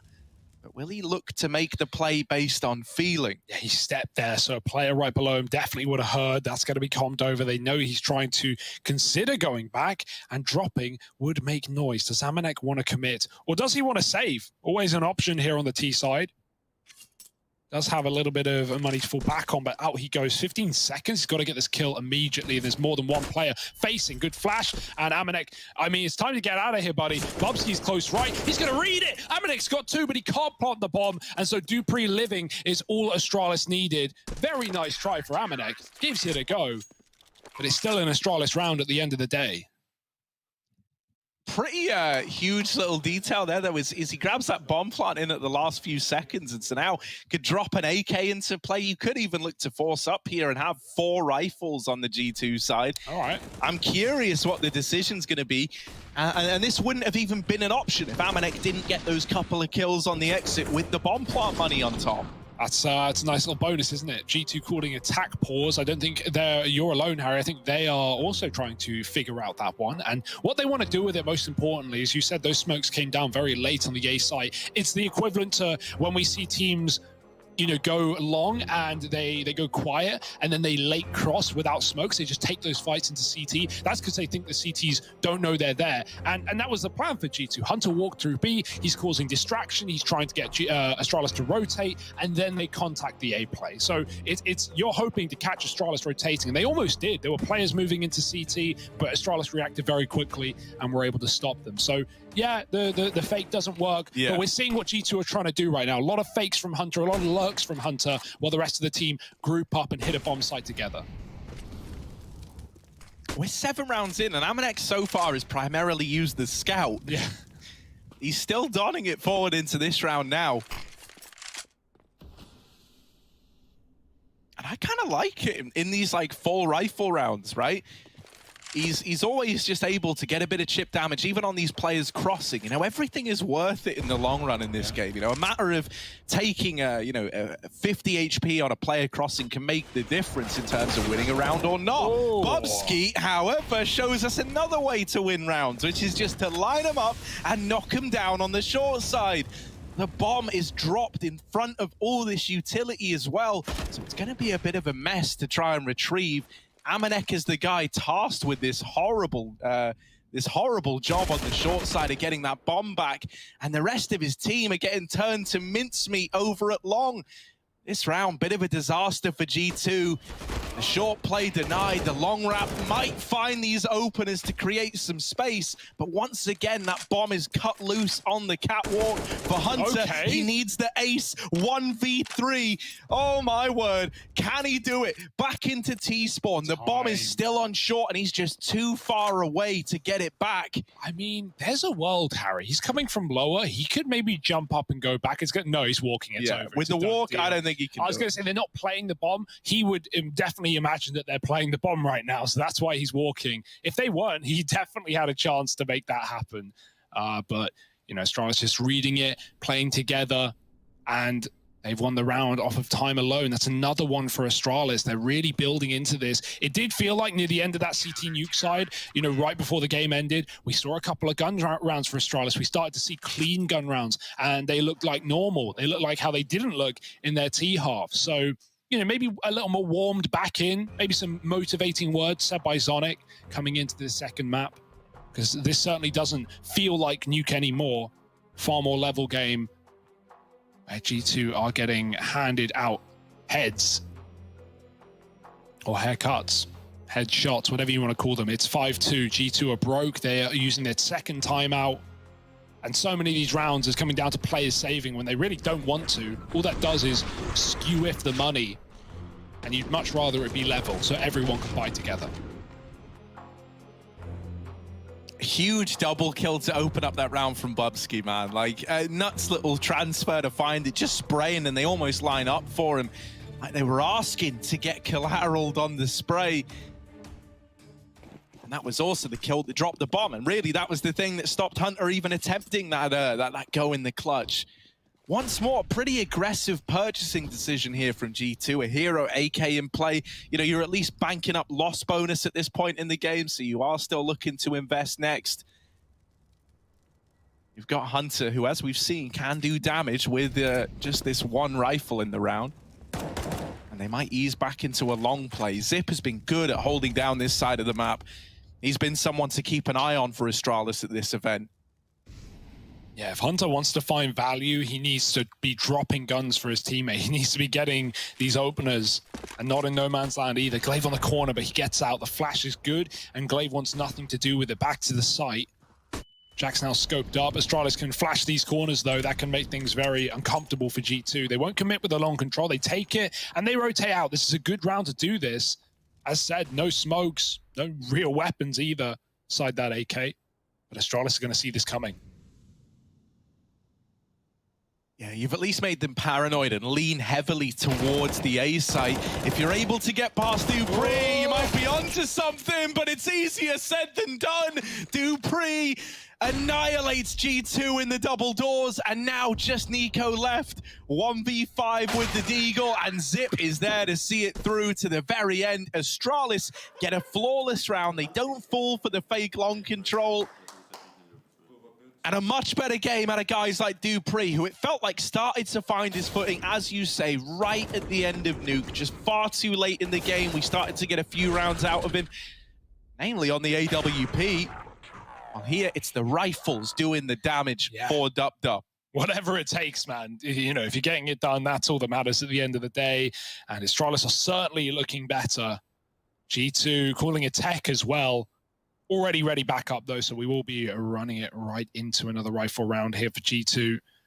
I feel like money really has come down to be the problem in so many of these rounds, but this is, again, going to be their best buy yet in round number 9. Weird times, but here's the AWP for Amanek. Hunter's still on a Galil, of course, but everyone else is armed, and I presume dangerous. We'll have to see. Bubsky's AWPing, Harry. Dupree wants to keep that rifle for now in the mid doors. And again, a tag for Amanek. He has hit this almost every single round. He's had a sniper, and now at least it's on the AWP. Even more damage to Magisk.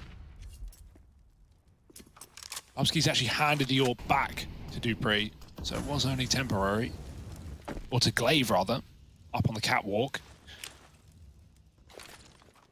Bubsky instead taking middle. Up a flash. Hunter holding, and Dupree gets away with a kill. The flash did not blind Hunter in the slightest, but he couldn't get away with the spray. Galil letting him down. And Astralis, what a way to start strong.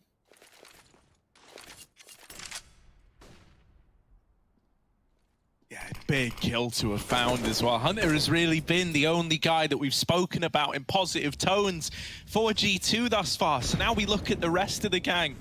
You know, everyone was pulling their weight back on that previous map. Now we ask ourselves, can any of these familiar faces emerge as the heroes we know they can be? Bit of cat control taken by Jax, but it is looking like this is destined to be the B play. Double hold here for Astralis, right?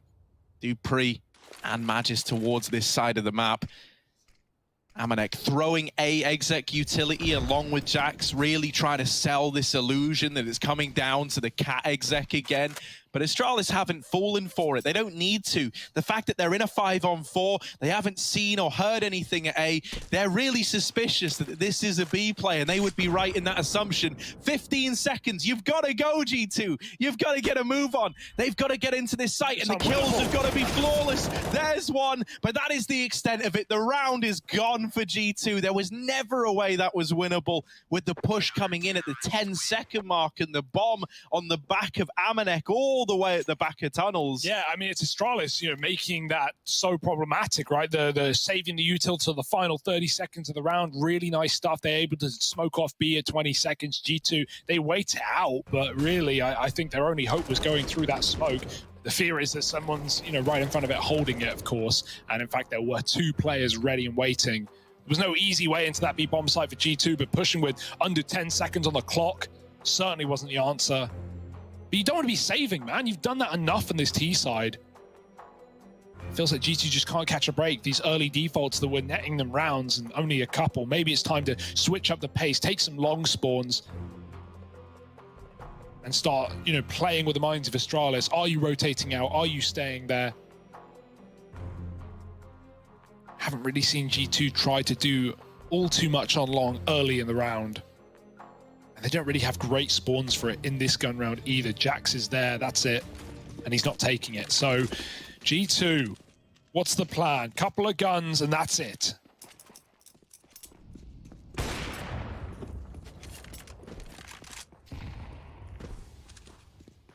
Yeah, once again, a lot of attention to the tunnels early, holding this default outside of long to deny the aggression. More of the same from G2. This time a boost in a hope to catch an aggressing catwalk player, but Glaive is playing the AWP drop-down spot, as we can see there. Amanek, I tell you what, mate, there is Zip is looking like a little interested in what's going on in these long doors. You can't wait forever for Zip to give you that peek. The rest of G2 have got an up cap. Amanek's wrapping all the way back through T-spawn into lower tunnels. I'm wondering, is he going to try and rejoin the rest of the gang up here on short? Because they're already going. They're already spilling out into A. Amanek's not really a part of this. Instead, we're looking at the Deagles to try and deliver these openers. Amanek is dead on B with the AWP. He tries to catch players as they rotate off the B site, but ends up giving a 4-on-4 over. Yeah. He has at least bought a bit more time, right? These players from B are now slightly slower at getting in position to retake the site. Are these few seconds going to make enough of a difference, though? That's the question. In comes Astralis, peeking from the catwalk is Nico. They're already under him, and Magisk is going to remove the point man from G2's arsenal. Jax trying to hold on with the AK, only good for one. Nexa, there's so many flooding up through the ramp. And Astralis overwhelm G2 with just enough time to grab that defuse as well. 8-2. And if I'm being honest, you know, there were a few blunders made in a round like that there. It felt like, you know, very, very keen to face at CT. I kind of, you know, you can kind of understand it. You don't want to get whittled down by util. You want to try and make Astralis panicky, make them worried. But when you combine that with the fact that you lose Amanek at the B site, it's a 4-on-4 anyway. That first kill throws the advantage away and gives up that CT control to Astralis. It all just started to spiral wildly out of control. Yeah, it's also just not having anyone playing the bomb on Cat, right? Like, Jax is in the site with the AK. He's anchoring, essentially. He's trying to get a multi-kill. But I would have loved to see even one player, one Deeg. Yeah, just to try and play around. That bomb was close, man. That was less than 5 seconds left on it after the defuse came in. I think if you have one player playing the time, maybe that's a round for G2, but they seem to all want to get involved, all want to be trading Jax. You know, there's merit there as well, but it doesn't win them the round, does it? Glaive up on catwalk, he's committed, but he's at least got something for his spot. Jax is dead, the flash forward, and we're seeing a lot more confidence out of Astralis. Aggressive moves and great shots from Glaive on this AWP. Back in the right hands, it seems. 2 kills on Cat. Amanek going to try and trade, but Glaive has already disappeared. And this is, again, something that we saw yesterday in that quarterfinal when Astralis were having problems on the CT side, especially Overpass and even Dust 2. They would throw in aggressive rounds. They would be taking those B hauls or flashing Cat plays or putting numbers on long. And these are solutions right now. G2 just don't have any answers. Trying to recommit back into this A site two players holding the cross. It's a good molly, but Glaive is peeking up in front, and he's just got open lines of sight. They're hiding in the smoke. He won't make that mistake. He waits for them to come to him. Yeah. Oh, it's almost the collateral, but instead, you know, it's still a nice clean round out of Astralis, 4 staying alive, up onto 9. Honestly, G2 are kind of feeling like a different team as well to what we got to see back on Nuke. I've been, you know, the kind of strats that we've had out of them have felt pretty uninspired. And I think a lot of that is coming off the back that it feels like so often these rounds are starting a man down. You're very limited in terms of what you can do, taking map control, throwing in fakes, when you're always playing these rounds in a 4-on-5. Back on Nuke, Amanek was the guy winning out in almost every category, right? Best AWP kills, best opening duels. He was unstoppable. While here, we've been looking at the AWP on the other side. Guys like Glaive have been good at finding and creating these opportunities for Astralis. I haven't even really had to say Amanek's name yet. Once again, it's another cat play. We've seen so many of these. This time, it's a lot faster, and so Glaive is blindsided by the deagles. The flashes are good, and here are the pistols raining in with kills. Bobski and Magisk are suddenly thrown into a 2-on-4, a situation they never planned to be in. And so they're hounded down, they're cancelled out, and Magisk is forced into a save he doesn't want to commit to. G2, they steal one away with the, oh, hang on a moment. Well, now he's going for it. Now he's interested again. Yeah, why not? The time's good. You got a kit, flash smoke over the top. Oh, Here he comes. They should be able to trade this kill, but let's see how the snipers do. Magisk, he's not considering it as he's going back, looking for a second for a frag, and there's some damage to Nico, but no kill getting given up, and the time is ticked past its natural course. Nico closing the round, and a big 3K from him on a round that G2 should not be winning. I was going to say a broke round. It feels like all of these rounds are broke rounds for G2, stuck in the middle of saves, of rifles along pistols, of snipers with no armor. They've finally broken through Astralis' defense, though. One round. And it's quite the flip side of Nuke, right? It was G2 just controlling that CT side. Now Astralis are getting, you know, a little bit of time to party as well. Can G2 close the gap at the end of the half? That would at least make this map winnable. Right now, it doesn't feel as such.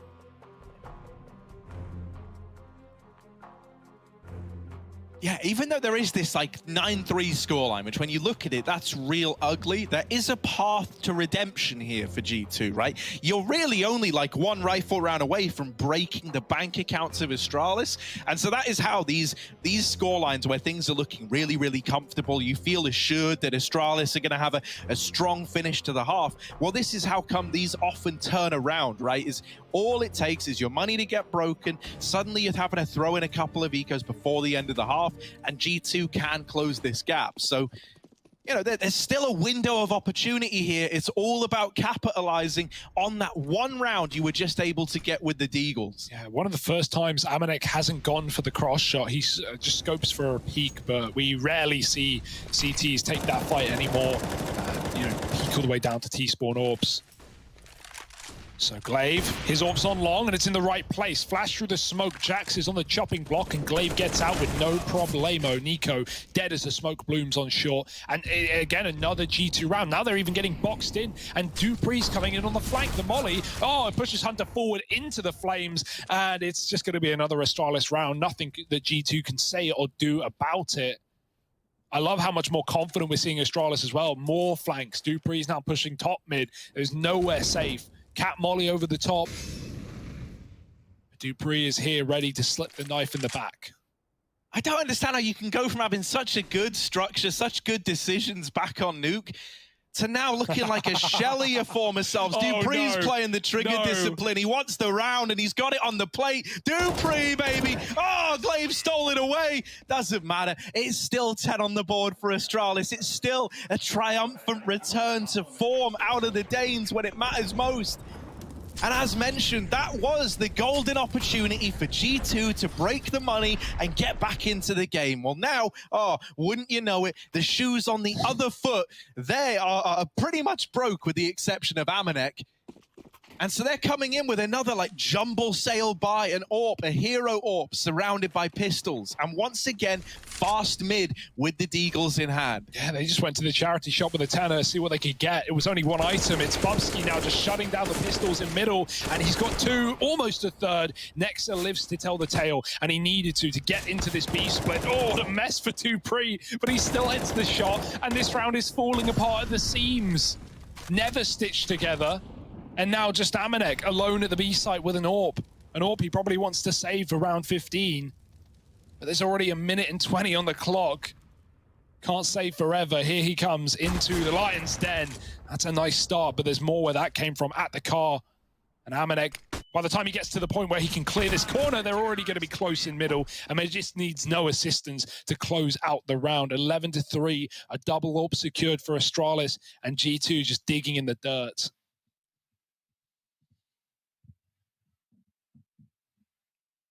And it's not hard to see why Astralis are feeling so confident, right? I still kind of get this feeling that, like, G2's money never stabilized past losing Amanek in those early few rounds, right? Where everything kind of went weird in terms of the money, where he dies after time. It's felt like weirdly out of sync at times. And now we actually have, like, a nice rifle round. You got everything you need, an AWP on Amanek, full utility. I want to see something a little more put together, a little slower out of G2, because thus far it's felt kind of uninspired. It's been a lot of these cat takes, pretty easy for Glaive to figure out that, oh, they're throwing the cat utility, they're coming catwalk. Yeah. Also, mid-to-B anchors or mid-to-B players have really not worked well. The anchors have always held this B bomb site. We've not gone into post plants here yet. And that's often bread and butter for many teams, right? You can't win the A site. You're losing to the AWP. The long control isn't there. Your split timing's off. Well, let's just start hitting B. Let's just start going for late B splits. And by the time the bomb's down, Astralis is saving. G2 have not managed to do that either. And then you mentioned the money. Well, that gets alleviated if you're winning gun rounds. That's something G2 just can't do right now. 11-3, last of the half, another cat take, another B lurk for Hunter. Do they go back though? They've thrown the first volley of util and no one's committed behind it. But there's the second smoke and now Jax begins to go. Yeah, and now he will run through the molly, not perishing in it. Instead, he's secured the opener. More are flooding through. More G2 players trying to make their mark on this A bomb site. Bubsky, they are getting close. They are in your face, and Nico's going to take it off. This AK roaring to life. Zip trying to do what he can, falls back to play retake. Hunter spotted on this wrap, but is still good for a kill. And finally, this late flank activation has netted some kind of worth. Zip dead after one, and Magisk left in the clutch. They don't know that he's so close, but Amanek just turns on a dime and lands the no-scope. It's not another 12-3 half. G2 do salvage a fourth, but is that going to be enough? Or is this series destined to go the distance after all?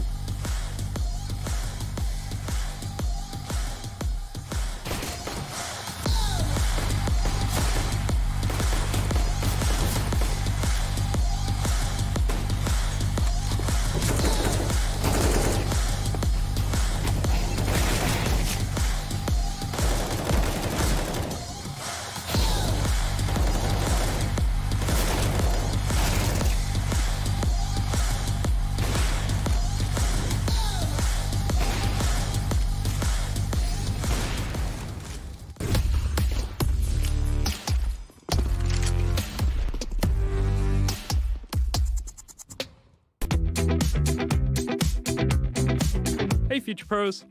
What's this? Dust 2? It's back? I don't believe it. Well anyway, here is a T-sided smoke for long corner. To do the smoke, go up next to this wall as shown. Find the left broken brick. Once done so, jump and throw the smoke. Now you can take long control without the fear of getting AWP down. Good luck!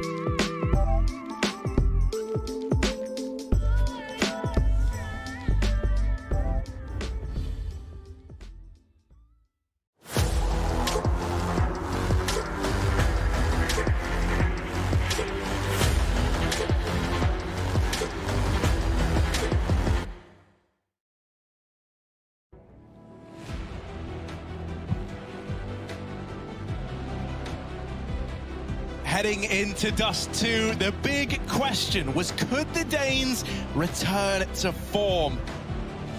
Well, hell, man, this whole tournament has tried to be a tale of the return of the Kings. Astralis, following through on their promises, do 11-4 that first half of play. G2 left on quite the back foot here. Not quite the enormous odds that Astralis are up against on that last map, but hell, it's damn close. A pistol round here would certainly help to even the playing field for G2. And already openers have come in, going their way. Okay, that's one way to turn the scales. It's a couple of kills up top mid, and more where that came from. Astralis, they meet their makers. They meet their match in the form of USPs, and Glaive, well, he has the A site. There's a long way to go to get that bomb. Back he goes to fight CT, but G2 are not in the giving mood. They missed that long timing, but Hunter seems aware, and he's already gone back to top middle. It's a nice idea for Glaive, but the longer he is invisible, the more positions they consider. In fact, everyone's here. The nade is even ready. Almost a signal like, we know you're coming. But you can't turn around at this point. And there it is, 5 up, G2. All right, well, one man did once say that 11-4 is a dangerous score. I can't for the life of me remember who exactly said that, Harry. I'll tell you who. There he is. There he is. That man right there at the back of Astralis. Zonic once said it. Now, there's this idea, right, that like the more either like a meme or a saying or like an idea starts to flow through your head, the more it kind of gets willed into existence, right? I'm not worried yet, though. No, I'm not worried yet, but, you know, I'm just bringing it up, just putting a pin in it for later. Whoop, there you go. We can bear that one in mind. Here we are, little force spy for Astralis. They've got Deagles, they've got Scouts, they've got everything they would need to steal a victory away. I mean, hell, we've seen them do it before. Amanek does get the info that players have made it up cap. I like how he approaches that, right? Just very, very quickly, leapfrogging about the place, hard to hit, and he gets out of the round with information to play on the back of. G2 are now poised and ready for this onslaught up through the catwalk. Yes, so much util at least. That's a sigh of relief for Astralis. There are options open here. Waiting on Cat. And Nico is going to meet them there, moving up as the smokes start to fade. And oh, this could get awkward. Is there a flash for him? Doesn't look like it. Nico's just waiting. Oh, the smoke shot from Glaive connects. That's out of nowhere. Nico just drops off. He knows they'll hear the tag.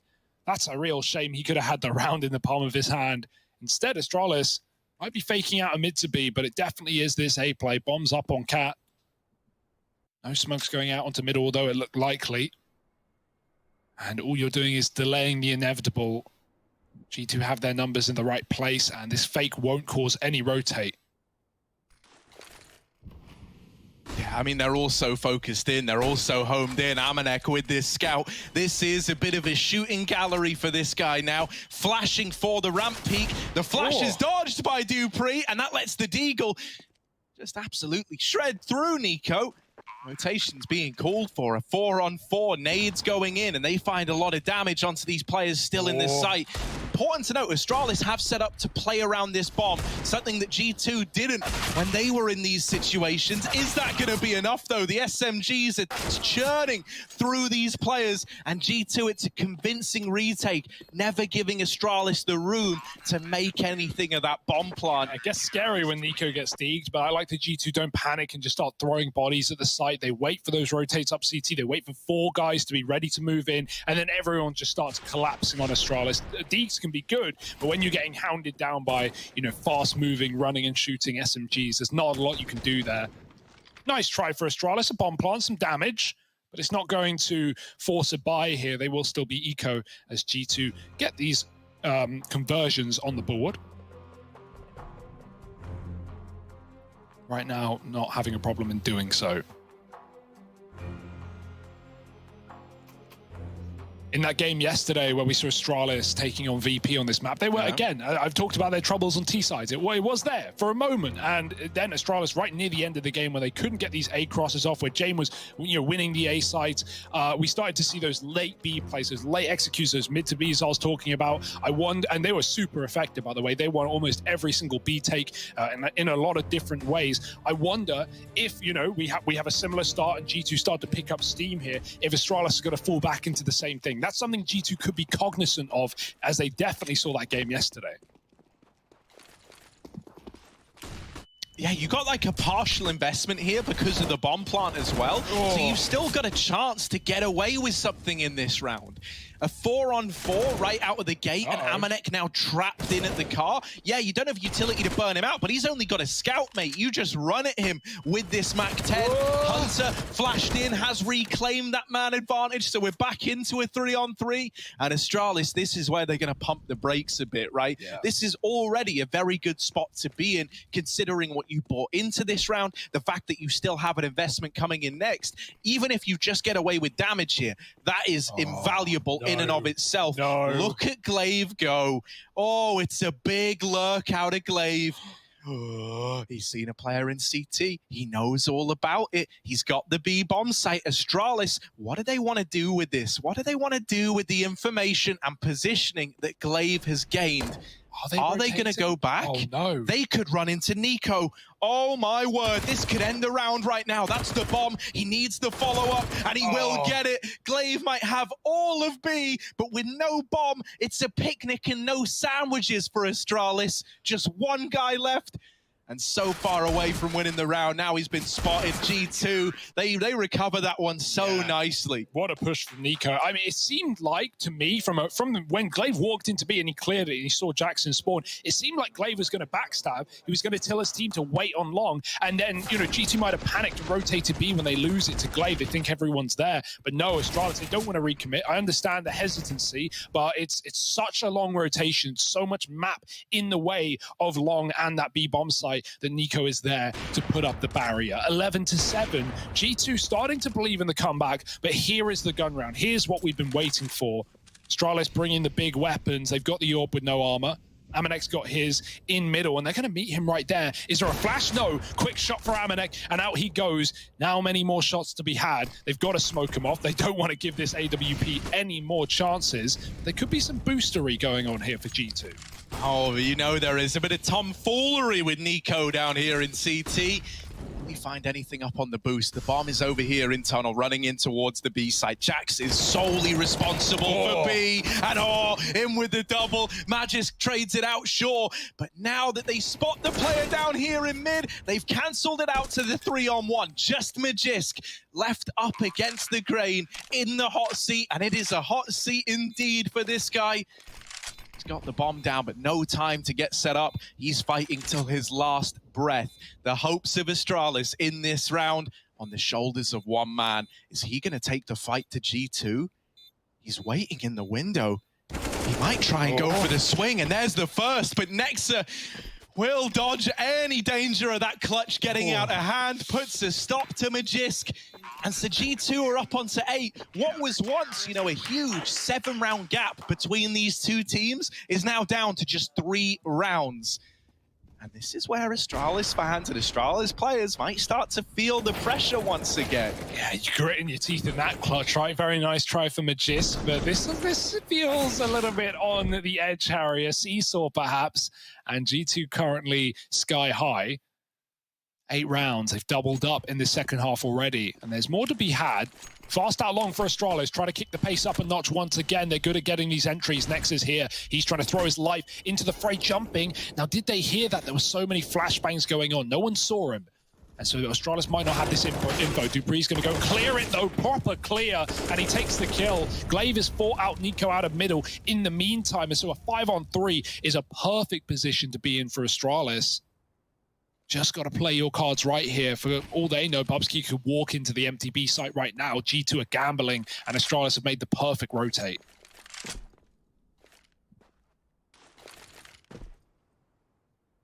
Yeah, and if they go B, they win the round. Oh, but I say that, and look at G2. Hang on a moment. G2 are trying to get ahead of the curve as well.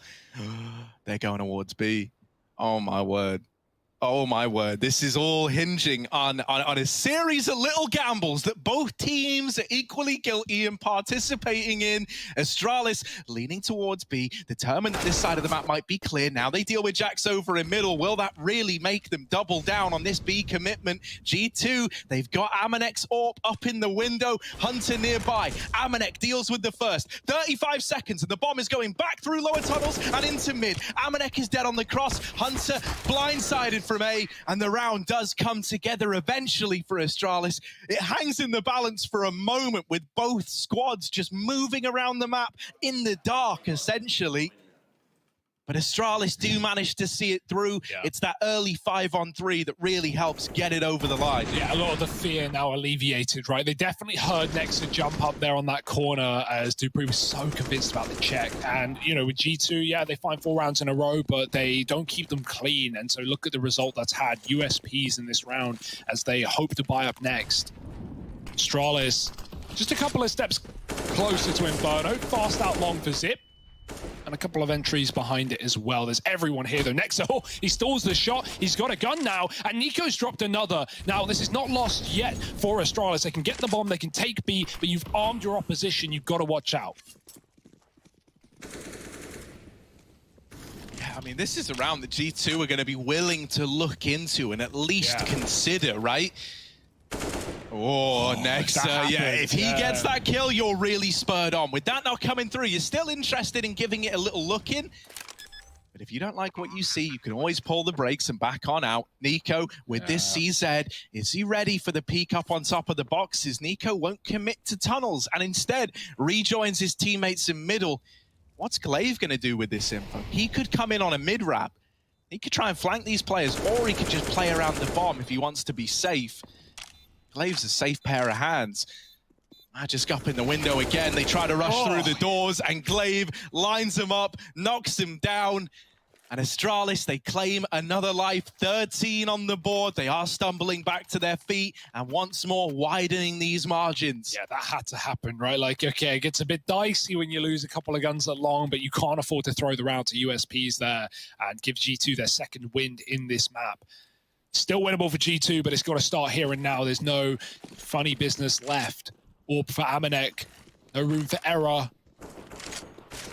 We're getting a lot more out of Astralis. Begs the question what Inferno has in store if we make it that far. Hunter, careful. They're fast through the midst through the door, and he still gets a kill blinded. Could have had more if the flash wasn't so perfect. Astralis aren't going to commit with the mid to B, though. Magisk will stay. Everyone else goes back and groups up in the tunnels. It's up to Jax on his own. He's been good. He's been stellar holding down this B bomb site, but he's scared of the middle, and he has no need to be. The majority still back in the tunnels. Nico's dropped Bubsky from spawn, and G2's aggression is unparalleled right now. Astralis are completely caught in the open. Nowhere to go, nowhere to hide. And this bomb's now been lost in the tunnels. Magisk spotted. Another impossible clutch for him to convert.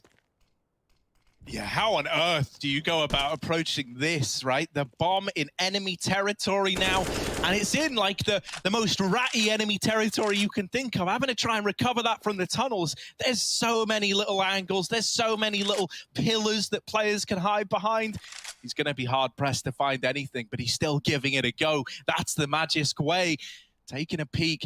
It's the second player that you got to worry about and is never even needed. Jax domes him. G2, they keep it alive for the time being, and they've at least got a lot more room to work with than Astralis did back on Nuke when they attempted this recovery. Yeah, I've got to say, Jax has been doing really good work on this B-bomb, so that's double kills both times Astralis have come there in the last few rounds. Hunter makes the most of a messy situation, and the fact that Jax is getting doubles on all of these B holds might send Astralis back to these quick A takes, a quick longs, the cat splits, you know, Zip late lurking long with their 4-man cat, the things that Astralis love to do on this map. We'll see, it's fast again, but they get stuck in the door. Everyone's blind, including Nico missing his Molotov, and Astralis go, you know what, we want nothing to do with this. They forced a bunch of grenades out of G2, and so they leave long laughing and recommit elsewhere.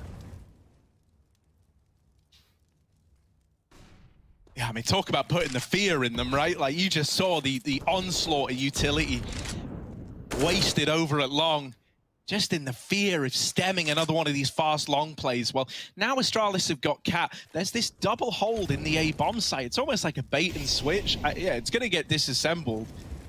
not something you see all too prevalently. That position frequently gets Molotov, so it could get out of hand. They will leave Nico there alone and send Amanek towards long. Still anxious about these long doors. That's not where you want to be worried about right now if you're G2. If Astralis get this cat to A and they plant, they're going to win the round, man. There's no nades left for a retake. This is a necessity in what will be, you know, 4-on-4 retake likely here for G2. That's if it happens, but back into the mid to B. dupree's dropped spawn. Jax, he does have support this time. Hunter's in the bomb site. He's going to get flashed for a fight, but the flash doesn't work. Hunter doesn't care, and he mows down a double. There's Jax swinging in and regaining the mid control. And again, B looks to be the bread and butter for G2. Astralis can't catch a break, but they have caught the bomb. A quick plant allowed by Bubsky, and maybe there's still a chance. Yeah, this is where dupree's CT drop becomes super valuable. At the very, very least, he's wasting a lot of time on this third player in Nico, having to rotate. There is a temporary 2v1 for Nexa and Amanek inside of B, and dupree, the timing just doesn't go his way. Bubsky's got to do it now. Oh, almost a spray transfer, but Amanek's going to stand tall, rising above the spray, denying the clutch, and G2 salvage that round up onto 10. It's another one of these B holds. 3 kills out of the players responsible for that B site, and these are the results you need if you want to weather the storm against Astralis here. Yeah, definitely not over before the fat lady sings right now. Astralis gonna be getting a little bit scared. Nico, massive brain. The timing god's doing well, but he stalls that peak so long. dupree's like double checking A, and he's so sure that no one's coming this late from that position. Look at how annoyed dupree's getting. I would be the same. What a timing for Nico to peek him there and spawn and set that retake on. Because if dupree kills Nico, man, that's maybe their round. Bubsky almost converted the spray. And instead, Astralis are just hanging on by a thread. Still with enough lead to feel safe for now. But 1 or 2 gun rounds and suddenly G2 are right back in your face, kicking and screaming. If G2 can pull the 11-4 comeback in the second map, damn. That would be one way to reach the grand final. Astralis still look convinced that B is the answer. They're not, committed yet, but lots of players heading to that side of the map early. Jax and Hunter have been great, but Glaive, that's one hell of a way to start the round, taking down Nico on Catwalk, and now the B players, while they're still in position, Astralis, they've got a 5-on-4. Yeah, it also means Astralis don't even have to commit to this B play anymore, right? You can kind of give Glaive a bit of room, and you can say to the guy, look, man, see what you can get away with. See what kind of information you're able to find, what kind of space you're able to create. And in the end, it is going to come back into this B bomb site. Hunter, locked out by the smokes, is solely responsible for teeing up his team for this retake, and it's nothing more than a bit of chip damage. G2 a 3-on-3 retaking at this B site. It feels fitting that this is where such an important round in this game will be decided. If G2 attempt this and lose out, they've got nothing. That could be Astralis running away with the map after all. They lose Nexa in the tunnels, and that has sealed their fate. That has sealed the deal of this save call. G2 are out of there, and Astralis are up onto 14 with a broken G2 economy to go up against. You got to give it to Astralis. The determination to continue to go back to this B bomb site despite the amount of rounds that G2 are winning, just anchoring it down with Hunter and Jax. Astralis are not deterred at all, and they get it done. Helps that Glaive finds that opener in middle for sure. But even then, he dies in mid, goes into a 4-on-4, and Astralis still crunched their way into B. 1 kill for Jax was not enough, but he was flashed out behind the boxes. And now you're believing again if you're Astralis. Okay, it's not been a clean game. It's not been a quick win after your 11-4 half, but you are 1 step closer and 2 steps from Inferno. And as said, Harry, those saves, a necessity for G2. It's really all they'll have in this round. Nico's on a Deagle, double MP9, and desperate times here for G2. This, if anything, feels like 15-10 because next round's buy is going to be even worse. Yeah, you're really hinging on this working for you if you're G2, this little cobbled together investment around the save guns. And if it doesn't, well, then maybe that third map is left waiting in the wings after all. We didn't think we were going to get there with the start to the day we had out of G2. But Astralis, They are so resilient at times like this. We've had some position changes. Amanek is AWPing B. He's pushed the tunnels. Hunter instead backing Goose on the A site, using that rifle in the most safe way he can, trying to play for the round win. Astralis, they're up catwalk, they're outside long. This does look like a pretty standard A split right now. But they still have time to take and Molotovs to use, clearing corners, making sure that G2 are not getting aggressive. Nexa does not really have the weapon for this engagement. Does he tuck in to the pit and hope they cross past him? It's unlikely. Smokes and flashes starting to rain in. 30 seconds, and here come Astralis. Yeah, the fact they flashed it, now Nexa knows they're coming. He holds off and waits for a flash from Nico. That's a nice little way to play this together. And now they've dropped the bomb. This long split into the A-bomb site is suddenly down to one man. Magisk was boosted and never given a chance at a kill. And Dupree's had to come back in with the bomb. It's cut loose, and the round is stolen away by G2. Brilliant. Brilliant gameplay out of the squad there, right? Amanek dropping the bomb, doubling up. Glorious stuff out of the hero AWP. But really, that long haul was the thing I think it's worth focusing on. That is the round-winning moment there. It's that flash that signals Nexa, yeah, they're about to hit. If he was having a peek that to get the information and they see him and they know about him, I think that round plays out very, very different. Instead, he gets the early warning signal, tucks in pit, calls for Nico's flash, and they peek it together. Yeah, now it's a half by Astralis is saving a bit of money. That's going to give G2 a nice freebie here, and they're starting to unleash hell. Nico pushed up on catwalk, not deterred by the fact that Glaive took him down last time he did it. He won't be there forever, though. Mollies and nades eventually placed, and now Astralis going to run at Nico. The spray off the AK gets one, and Nexa's there to help out, seal the deal for G2. Clean round with 4 alive, and AK's on 3. All right, G2. That's another one on the tally, 12-14, maybe some OT cooking in the kitchen. Yeah, maybe. I mean, they're getting our attention, right? You cannot lie. A part of you finds yourself looking at G2 now and going, maybe they can do this. Maybe they can pull it back from the 4-11 half after all.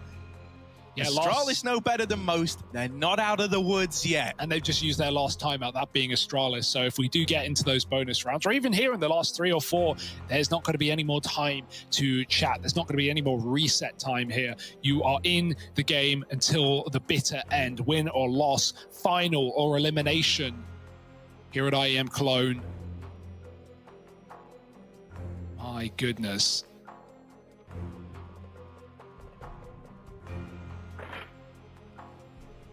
No AWP this time for Astralis. They're just back to rifles.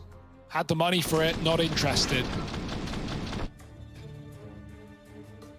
Yes. Nico's looking very confident as well. He's throwing himself into the first fight in a lot of these rounds. Yeah, and he had a really quiet start to this game, right? It was really only Hunter that we were looking at. Nico's had one hell of a recovery, and as have the rest of G2. Jax has been instrumental at this B bomb site.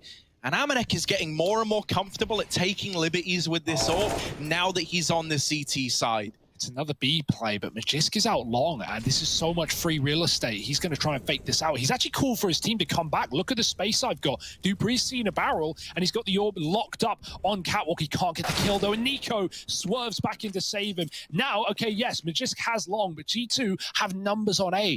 4 guys here. It may look like 1 dot on the minimap. That's because they're all on top of each other. CT, catwalk, you name it, they got it. And Astralis, if they try and recommit on the long A and help out Magisk, they're walking into the trap. Also, I am so convinced that the way they play short there is by design. The AWP scoped up top mid so that the barrel could be spotted from lower and get the attention of that player. Then they discount Nico, who's a little further up towards the short side. You think that was all a bait, Harry? You think that was all purpose? Like I don't think it was like with this intention of, yeah, it's definitely going to happen that way. But it's like, look, if you're scoped top mid and they see the barrel, they're looking at you. They're not looking at me. Yeah, Nico was very ready to clear that either way, whether it was planned or not. He knew what he was doing. And now 30 seconds in a 5-on-4, Astralis are called to this A site. Yeah, I mean, it's all they're left with. It's all they've got, right? They abandoned the hopes of a B play early on, so it's back into this A site. Amanek's AWP, here it is, looking towards short. First man gets out, and Bubsky will find the kill. Something needs to happen for G2, because in the blink of an eye, all 4 kills have come in for Astralis. It went from a huge stack in at this A bomb site to just death in an instant. What happened? Amanek had to hit that shot, man. He had to take one because, you know, with every shot you miss with the orb, Astralis are getting 10 feet further, 10 feet closer. And even G2 hiding in the ramp smoke, hiding in the bomb site, in-sync kills. Astralis just activate. And that's one hell of a round to activate in. Man down from the get-go, walking into the stacked site. And Jax is left longing for action in this round. I don't know how Astralis have done it, but they found 15, Harry. They've locked in the guarantee of overtime at the very least, if not that third map of Inferno.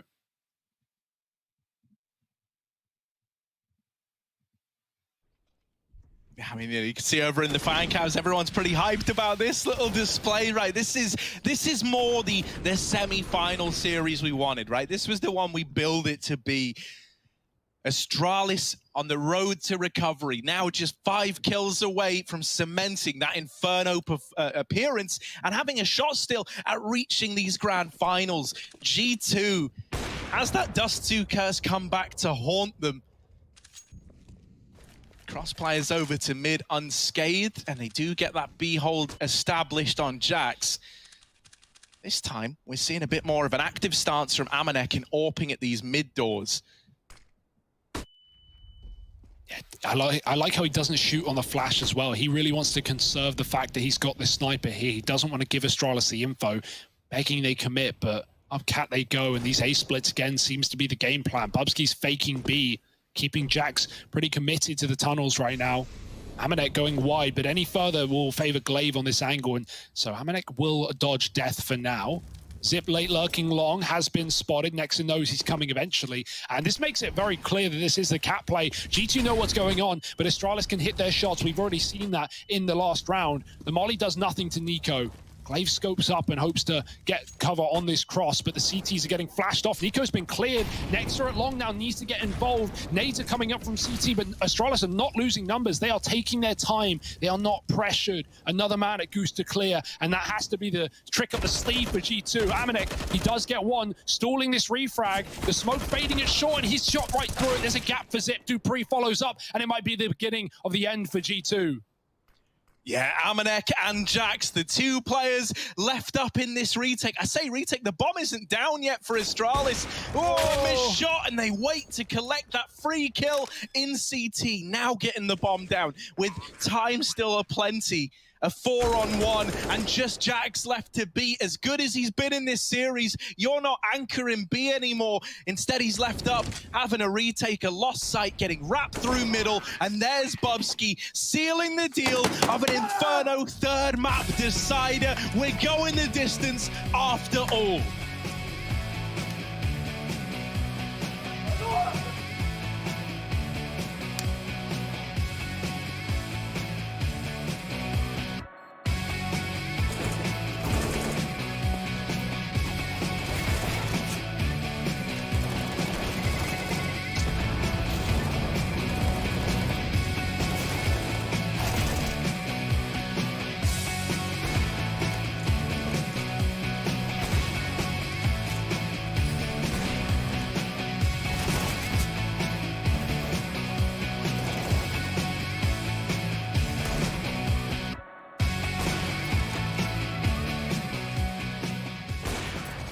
I don't think I hit my peak performance yet in G2. I think that I'm doing okay. Maybe numbers are showing different, but I'm not feeling as confident as I was like 2018 or 2017. So I definitely did not hit my peak in G2 yet. And I think if we continue with LAN events, I think that's where I'm expecting my peak to show, I would say. So I think we have pretty good roles in the team, and everyone knows what his job is, and I think that's why we are making it work so far. And I think it's all about improving in those roles and just doing what's the best for the team, and I'm confident that I'll show in better level in the near future.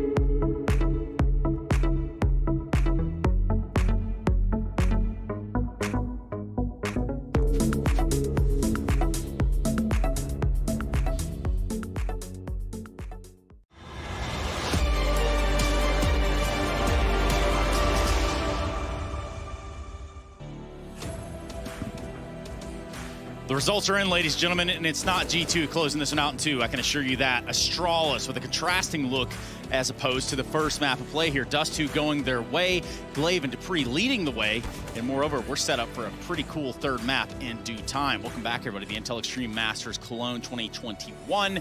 We are in the semifinals, and I've got Yanko and Maniac to talk about it. They refuse to go down. Yes, Astralis refused to go down.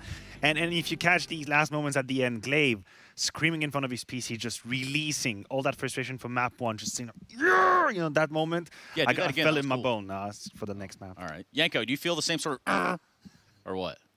Yeah, I think is like the best way to describe it from Glaive. And some of G2's old woes coming back to haunt them. I mean, winning pistol, then losing the second round, right, and not being able to string rounds together in the first half. Dust2, when you talk about maps that you need a lot of utility to play on, right? Like you think of Inferno first and foremost, but Dust2 is the same, right? When you look at the CT side, you need those mollies to take long control, right? To stop a fast B play, to slow down the Ts when they want to do an execute from Cat or a B split or anything like that. You need the op, obviously, right? So it really did help Astralis a lot that they were able to turn the tide of the economy very early on. Yeah, and sort of take the game by the horns, which is exactly what this next gentleman has done time and time again. His name's Dupree, and we caught up with him in between maps. Yeah, tell me what happened on Nuke. Well, nothing happened. That's what happened. Why was that?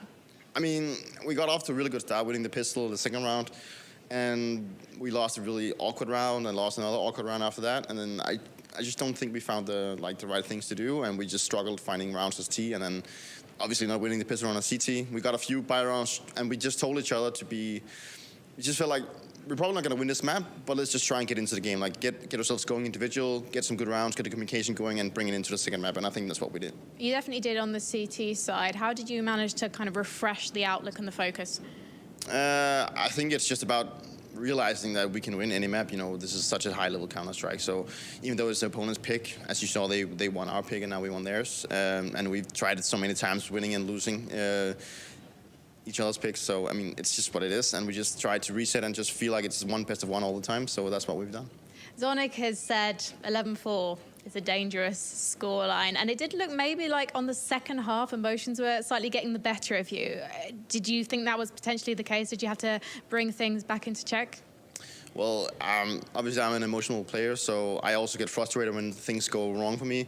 And sometimes it's just out of my hands. Sometimes you get shot through the smoke. Sometimes you get killed when someone is completely blind or someone's just doing a really awkward play. And I feel like I got really unlucky on the T side, but I sacrificed myself for the team, and in the majority of the rounds, it just ended up us winning. So, I mean, I'm sacrificing myself for the team, but as an individual, obviously, it's rough going into fights and positions where you're just getting unlucky. But it's part of the game, and I'll take it from there. So how are you feeling about Inferno now? Well, I feel like we have a really good Inferno. I think if we get everything going, communication, individual play, I think we can play really well. I think we have a good idea how to approach them, and I hope it's going to take us to the final. I'm feeling triple overtime. Thank you, Dupree. No, thank you. Yeah, no thank you, Frankie. What the heck is that all about? We could just settle this on one map. The truth be told, in the past map, on Dust2, we're looking at 11-4 one-sided start. So G2 had to grind back into this one. Yeah, they absolutely had to, and it became sort of a chess game between Nexa and Glaive. You could see at the end, in that second half, there were a lot of fakes, there were a lot of very quick rotations. G2 were trying to be dynamic in how they were rotating around the map, closing really the trap onto Glaive. But this man that we have here, I want to take a second just to commend him, right? Not only leading the charge in kills, 20, obviously 1.20 rating, but he won 7 out of 10 entry duels. Glaive was the one creating the space and taking charge. You think about the fact that he's got to yield the AWP now, a weapon that I haven't seen Glaive before, and still holding his ground and making the difference, backs against the wall to be eliminated in Cologne, man, that takes some balls. Yeah, it definitely does. And speaking of peyotas, Yanko? Yes. Oh, I thought you had some rounds for us. I just didn't know. Like, I was like, maybe I do have. I didn't understand what you said. But here's an important round, right? Round number 27. You can see G2 is mounted the comeback. I thought they had the upper hand at this point in time, right? It's a 5v4. And then, they get chased off of Cat. They lost short control. They lost long control as well. And now they're stuck all awkwardly in the side. Amanek, unfortunately, misses the shot. I think this was Nexa who died here, or Nico, like he was behind the smoke. Not really one of those situations where the smoke gives you an advantage. Just in a matter of like 3 seconds, 4 G2 players fall down. Like this was a brilliant round for them to win and deny the plant even for Astralis. It seemed like that's what was going to happen, playing an anti-eco round and getting it up to 14-14. But it was a Molotov from Glaive that chased off the cat players, and then they were all stuck inside, and that's like the worst situation. We've all played us too. We all know what happens when you lose control of both short and long on A side. You're just going to be doomed. No bueno. For us, the bueno continues. All that good stuff is going to continue when we come back from a break. We're going to decide who goes into the grand finals. Who's our first grand finals? Is it going to be G2 or is it going to be Astralis? Now's your opportunity to spam the Twitch chat. For us, we go to a quick break. We come back with Inferno, and we continue the semifinal. Be right back.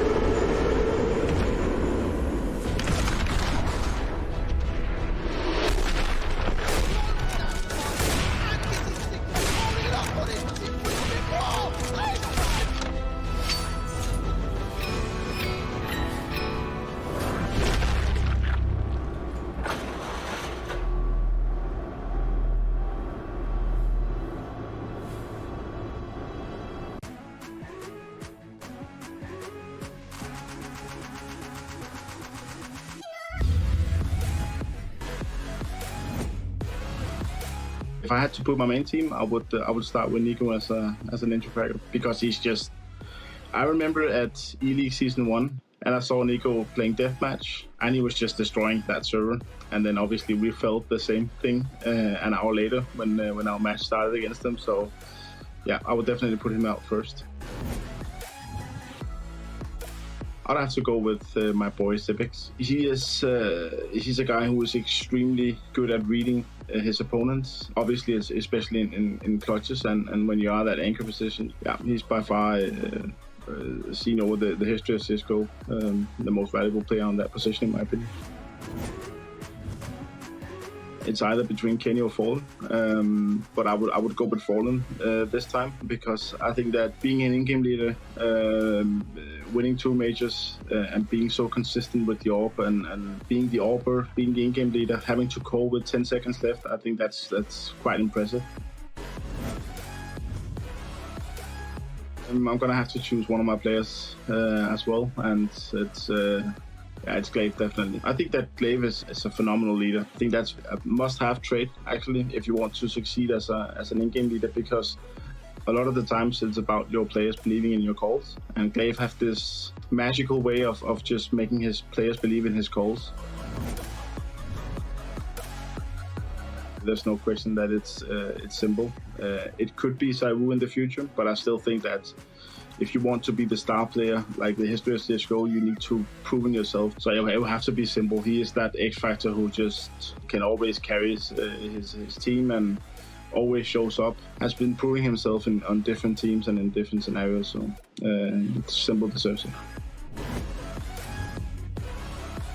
I would definitely go with someone I think that I know, and that is Zeus. He has won 2 majors and has been coaching a bunch of teams and has made them successful, in my opinion. So I think that he has been proving himself time and time again, and he's also a leader and a guy that I think a lot of coaches looks up to. So yeah, definitely put him on the team.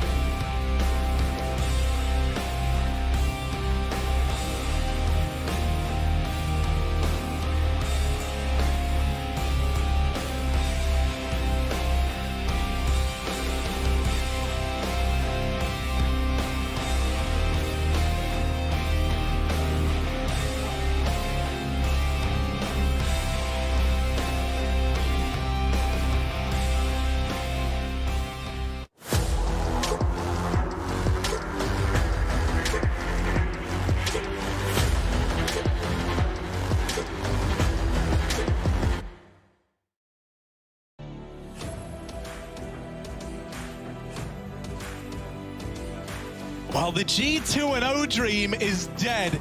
Right now we're saying, long live the Kings as Astralis take down G2 on their map pick of Dust, bringing us to a third and final map of Inferno.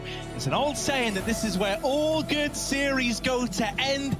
So let's see if that holds true as we get ready to see who will be the first team securing a spot in the IEM Cologne Grand Final. Yeah, typically it's G2 to get reverse swept in BO5s, but maybe it's a BO3 as well. We'll have to see what Astralis bring to the table here on the realm of Inferno. And yeah, this is exactly where we wanted the series to end, with the last two bans being Vertigo, Ancient, No Risks were taken by either roster here, and they agree on the old familiar fighting ground. This is how Astralis closed their series yesterday after a very hard-fought, 3 overtimes over 2 maps. They end it on Inferno, and they do it dominantly against VP as well, with some really nice CT sides. So I can't wait to see where this is going. We're going to have a knife round as well, see where who's ending up where, rather. But first, the huddle. It's all too familiar. Astralis getting their game plan going and getting loud before they show us what they got.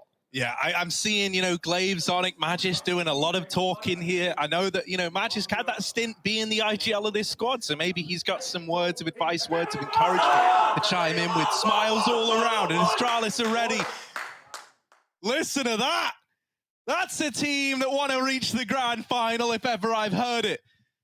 G2, it's a lot more stoic. It's a lot more, in the zone on their side. A lot less about the huddling and more about the action in the server. This is the knife round getting played out before our very eyes. And we see there, G2 picking it up. Yeah, CT side starts certain about it at this point in the tournament. And wow, I mean, winner of this, obviously going to the grand final, loser, taking some chump change home with them at least. That's something. And later as well, we have Na'Vi FaZe. If you're here for that, that's going to be a banger, I'm sure. Yeah, I mean, this series is delivered across all fronts, right? When it started, I was a little bit worried. G2 came into the day firing on all cylinders. They were looking incredible, man. They blindsided Astralis back on Nuke, and it was never even close. Then we had a bit more of the same, but this time out of Astralis on Dust 2. I felt like we've seen both these teams bring in their A-game on their opponent's map pick. And so as we head to the great decider, the even playing field that is Inferno, you can guarantee that they're both giving it their all. It's a T-side start for Astralis and a mid-rush by the looks of things from G2. Magiska's got this information, and now they've traded places. Astralis are in the apartments, while G2 is still playing about in middle. They're going to try to get back in time. Nexa, they're flooding onto him. The kills go either way with a TK in the mix. Oh, it's gotten a little bit messy, and it's grinded to a very awkward halt on the short side. Oh, this is sour. G2, they're right behind. Jack's in the apartments, could backstab, but Bubsky's not giving away the kill in the pit. He's got to drop in. Flash blinded from his teammate. This is not where Astralis want to be. They need to fight their way out. Glaive does some damage. Bubsky capitalizes, and Jax has to concede while he waits for help from Nico coming in after the long smoke. So a stall, a break in the action, maybe even a bomb plant as Astralis are given the room, but they're not convinced. They tap and they wait for more fights. More time is available, but Glaive doesn't want to use it. He sticks it on the second time around, and now the pressure is on G2. Yeah, they spotted Jax as well. And they know about him in the apartments, and he's getting whittled down. Nico has made it a lot more interesting with that kill onto Bubsky down in the pit. Glaive is trapped, fighting from this corner, back against the wall, and Jax is going to put him out of his misery. Pistol round secured from the G2 squad. As far as pistol rounds go, that was a wild one, man. Yeah. A great response from Astralis to recognize that mid-play, fast response in through the apartments, and then it gets a bit awkward because of those fast rotations out of G2. Yeah, because G2 were in mid and ult, the last player of Astralis that went through the apartments was actually spotted entering the app. So that call was made, and we saw that immediate reposition. When teams do that, a lot of the time the CTs won't get back into the site with anywhere near enough time, and the Ts can flood out halls and just take all the space, go long. But G2 called that info very quickly. So, as nice as it was a reaction from Astralis, G2, the same can be said. Now Astralis forcing. I like it. Bomb plant tempted in by the prospect of a couple of rifles. Oh, there's an interesting little stat. All of the playoff matches have ended on Inferno so far. I mean, man. You know, we've been waiting for LAN. Keeping it tried and tested. You know, I think we've been waiting for LAN. Everyone's happy to be back here. This is a classic map. We've also, you know, we talk about the teams that we have here. Well, no more, you know, young up and comers. A lot of the teams left, most of them are these LAN experienced teams, these super, you know, comfortable players at this part of the tournament. You know, you got FaZe, you got Na'Vi, these guys as well. So it's not that too surprising to see the new maps vetoed away right near the end, and we return to the old familiar, the old faithful. Yeah, this has been a very, very slow round out of Astralis, right? They pressured over towards mid a tiny bit, nothing to take away control, and are now just easing in to a B play. Glaive might try and sell this lurk over towards the A bomb site. He's going to start to make some noise in top middle, hoping that this keeps these players here for G2, and it has for the time being. Here come the nades into B now. Astralis telegraphing this push, flashes to supplement the rifles moving in. With Nexa and Nico here, they've still got to break through this defense. That is easier said than done. Or at least it was meant to be. They annihilate the two players in the site. And now a chance at a bomb plant, a chance at a 4-on-3. Hunter has removed one of these players at Banana, and the bomb is now ticking down. Amanek crept through the smoke and has gotten past Zip. They don't know it, but this... Zip. They're running into each other. They were touching each other. Zip was touching Amanek, and he didn't know. Oh, the little jiggle. He hasn't seen him yet. Dupree's gonna get it. And for Hunter, this 1v2 might be too far gone. Gets the first, but with time running out, no kit in play, and Zip playing around this bomb. Hunter just doesn't have the time to save this round. Astralis, they steal one away with this force buy, and Inferno is competitive from the word go. Yeah, I love that. Nothing wrong with a quick force buy win. That will get G2 interested. That will certainly make them invest here early.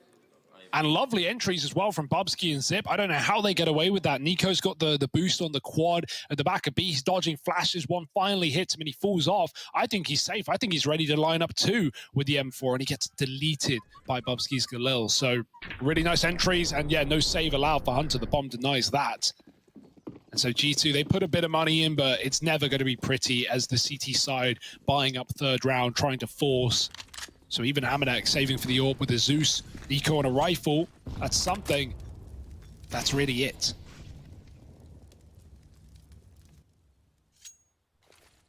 Yeah, triple B as well, and of course it's in this moment that Astralis decide to hit the A-bomb site. They've already wrapped long. They haven't even really thrown utility until that one smoke lands, and so no one in the site is aware. The contact play works wonders. Jax completely caught off guard by the fact that there's already, what, 3 guys out at long? And this round should be a lock-in now. If you're Nico, you're definitely saving that M4 and armor. I'm surprised he's even got it out in this round now. And Amanek's just looking for a taser kill. Just trying to steal something out the hands of Astralis so that this feels worthwhile. But the conversions are found by the Danes. After stealing it away with that force buy, they're now the ones leapfrogging themselves into the lead. And they're even hunting Harry. They're looking to take what they can away. Only leaving Glaive on the bomb, but no kit, no worry.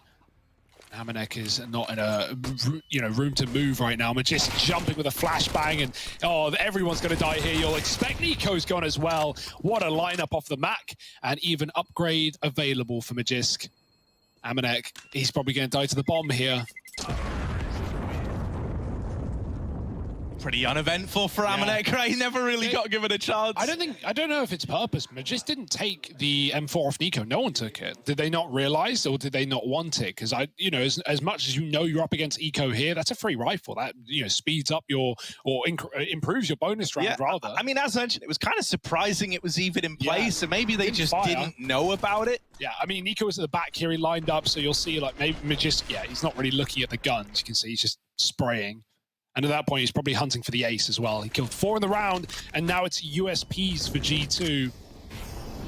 Astralis on the T side of Inferno. Oh, and they've got a little trick being used against them. I wonder who came up with this. It was, in fact, Astralis. Yeah, I wonder if they're going to, recognize that one. Magist goes, oh, you won't believe what they're bloody doing over at that V site. You won't believe what they've called in. Yeah, it's one of ours.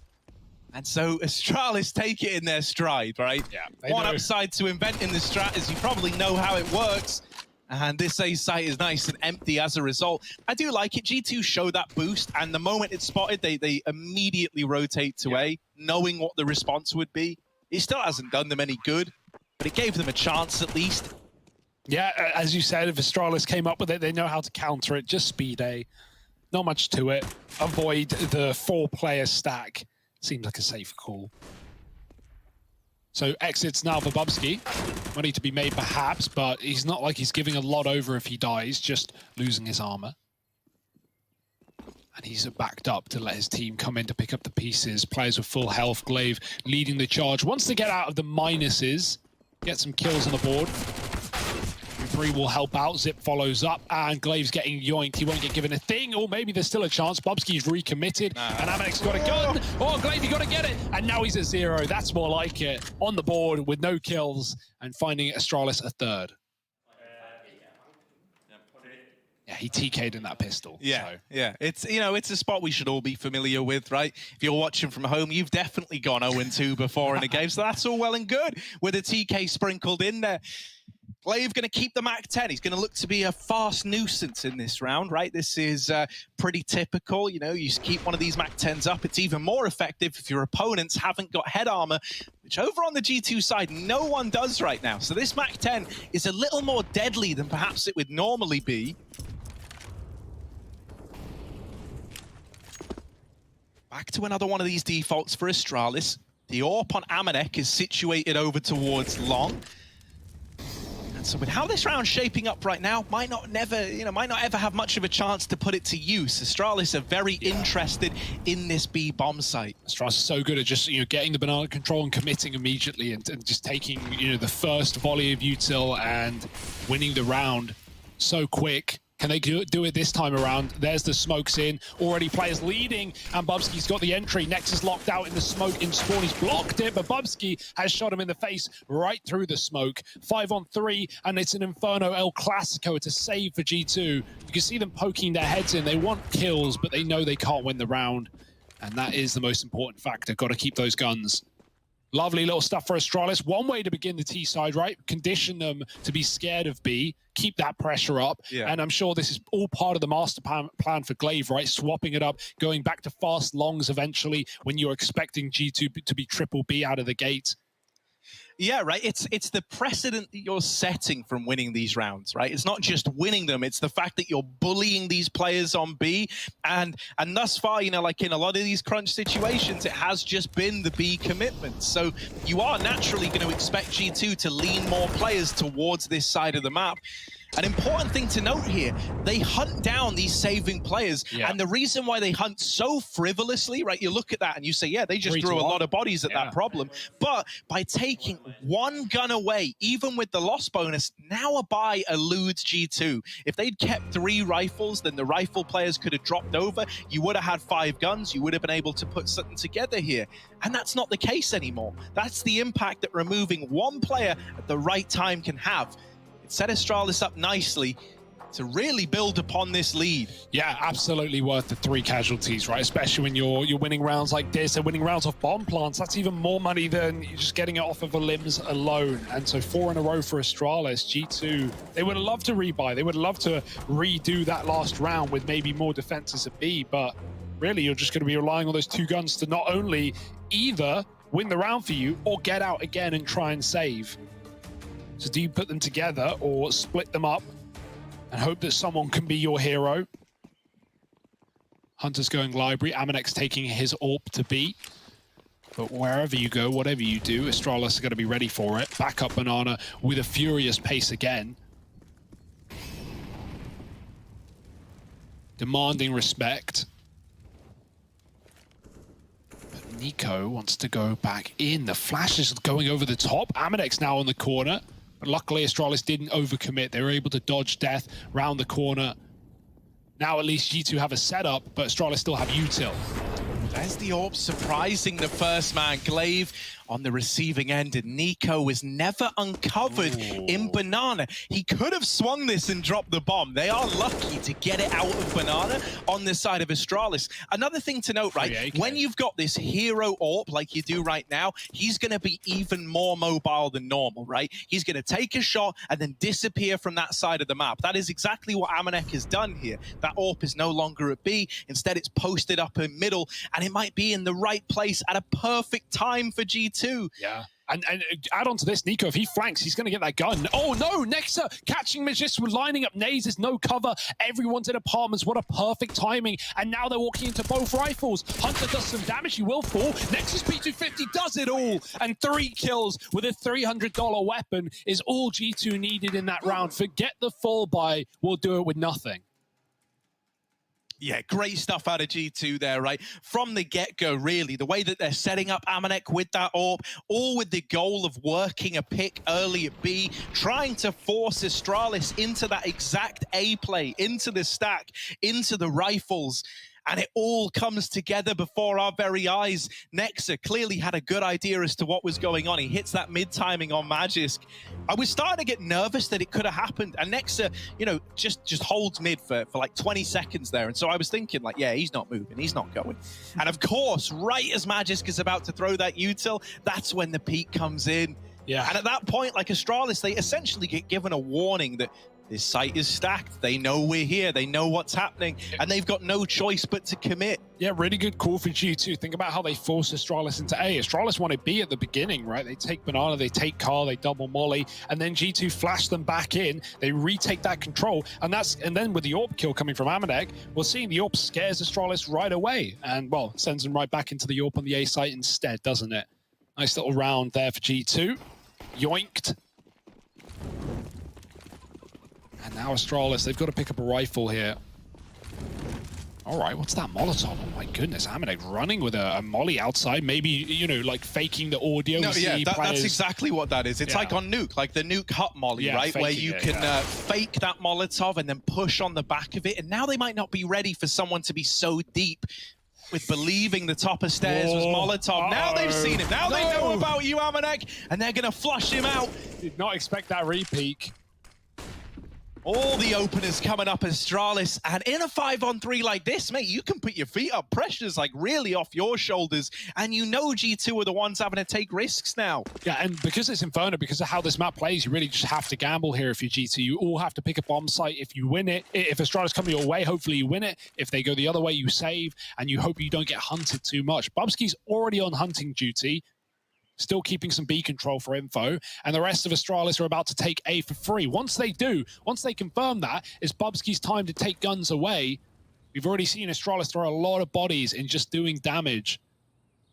And so no reason why they wouldn't do it again.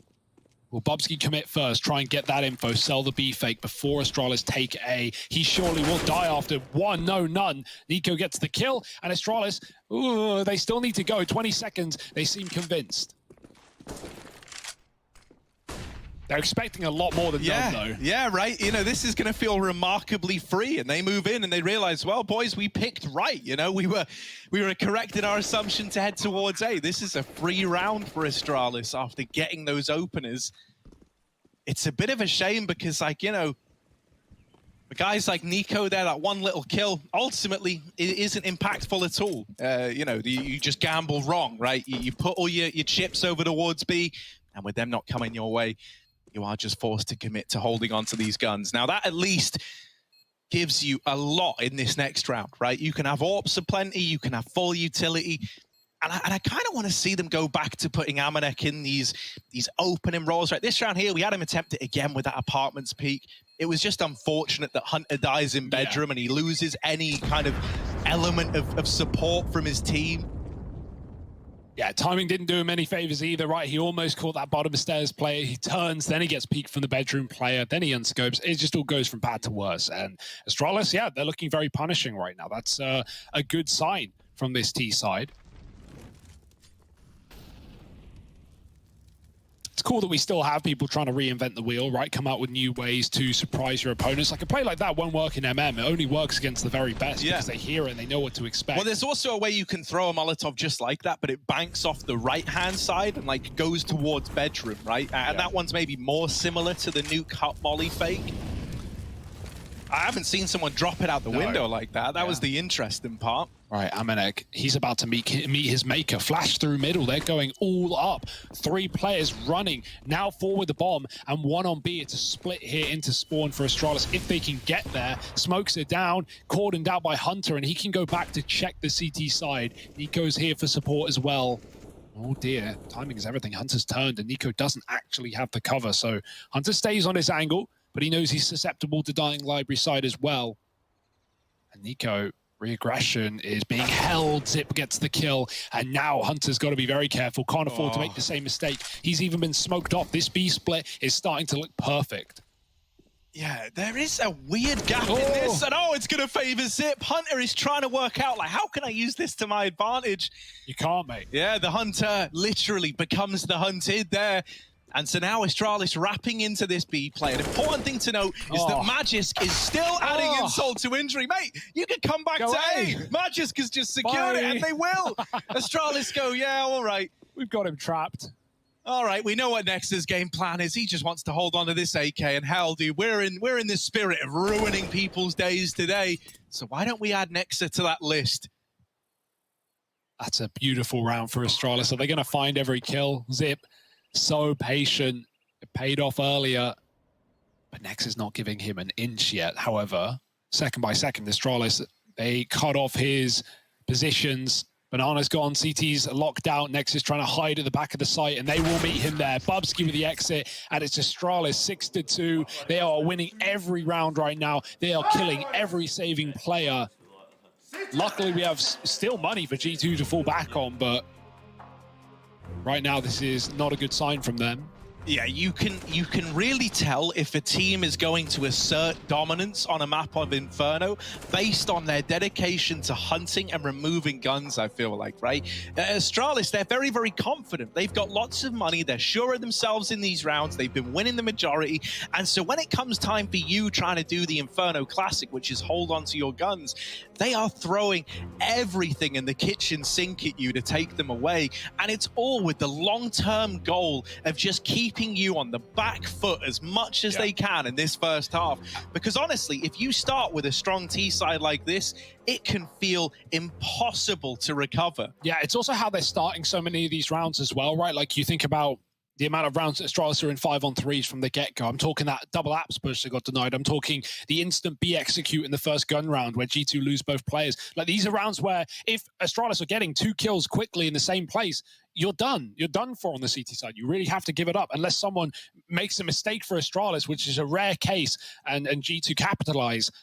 There's almost nothing you can do on this map. Yeah, it feels like it leaves them in situations where you're left looking at one player and going, well, if this guy doesn't get 3, they don't even attempt the round.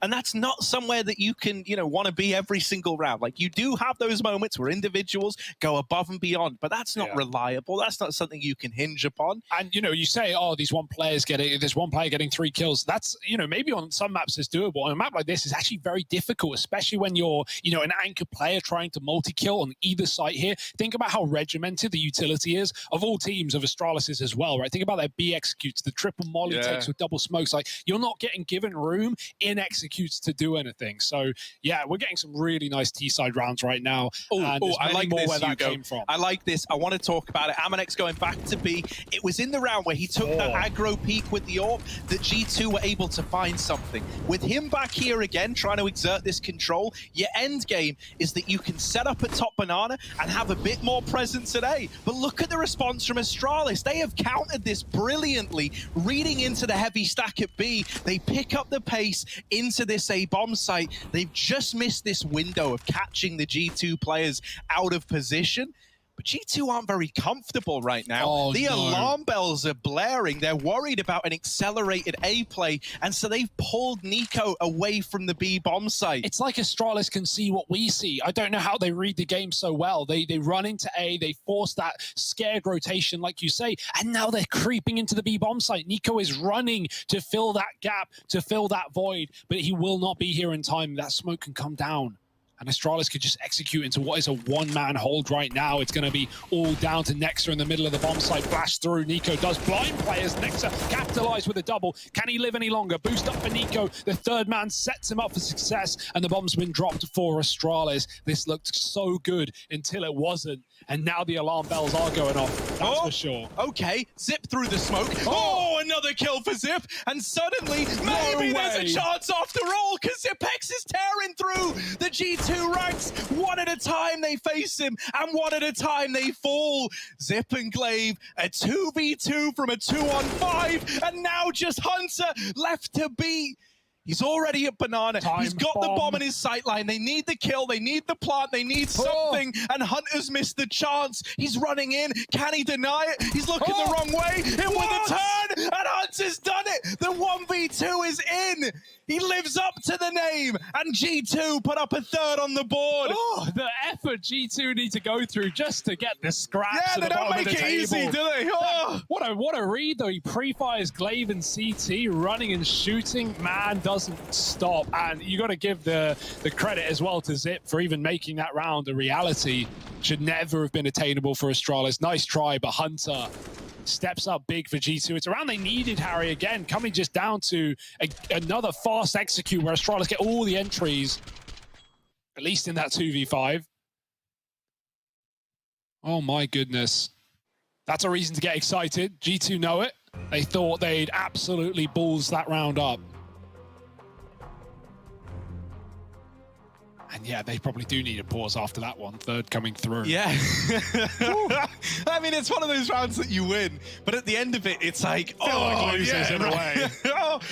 Oh, that is unreal from Zipex as well, man. Like the level that he's showing back on LAN is unreal, especially because like he was in a bit of a slump ever since his return to competitive play.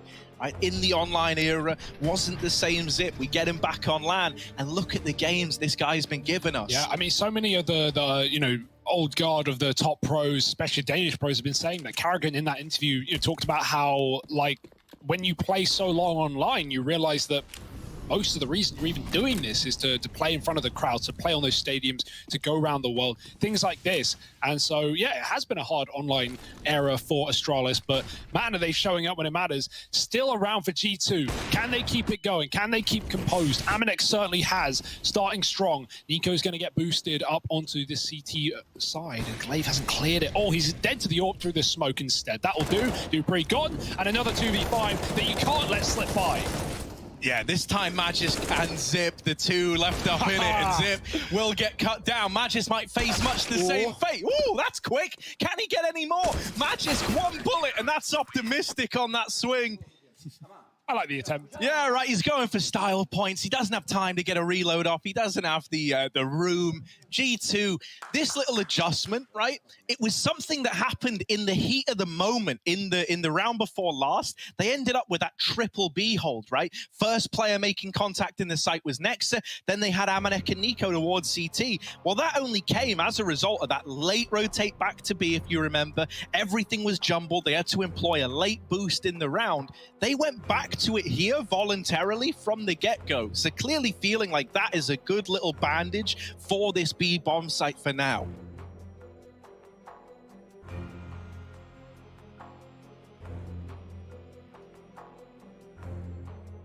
It's getting tense though. Astralis haven't really had much pressure in this game, right? In all the rounds they win and all the hunting they do, they are sitting at the top of the financial pyramid. Well, now no longer the case. A couple of rounds for G2, and Astralis know their money is on the chopping block. Gotta win this one. Aminex been warming in though. We're seeing more opening kills from his AWP. Really has come into its own. Glaive's now donning one on the T side to battle back.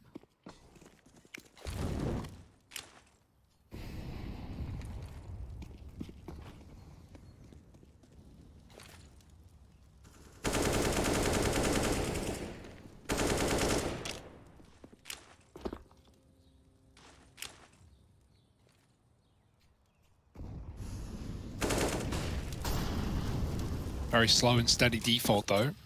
Banana control taken, apps granted, a middle. Well, under contention right now, G2 have numbers here. Hunter attempted a deep peek, but instead just using util. Yeah, I imagine in that pause, right, Astralis kind of coming to terms with the fact that these B players in the last 2 rounds, they've walked into a triple stack. So now we're seeing a bit more attention, a bit more care taken as to taking this mid control away from G2. They haven't cemented control of top mid yet.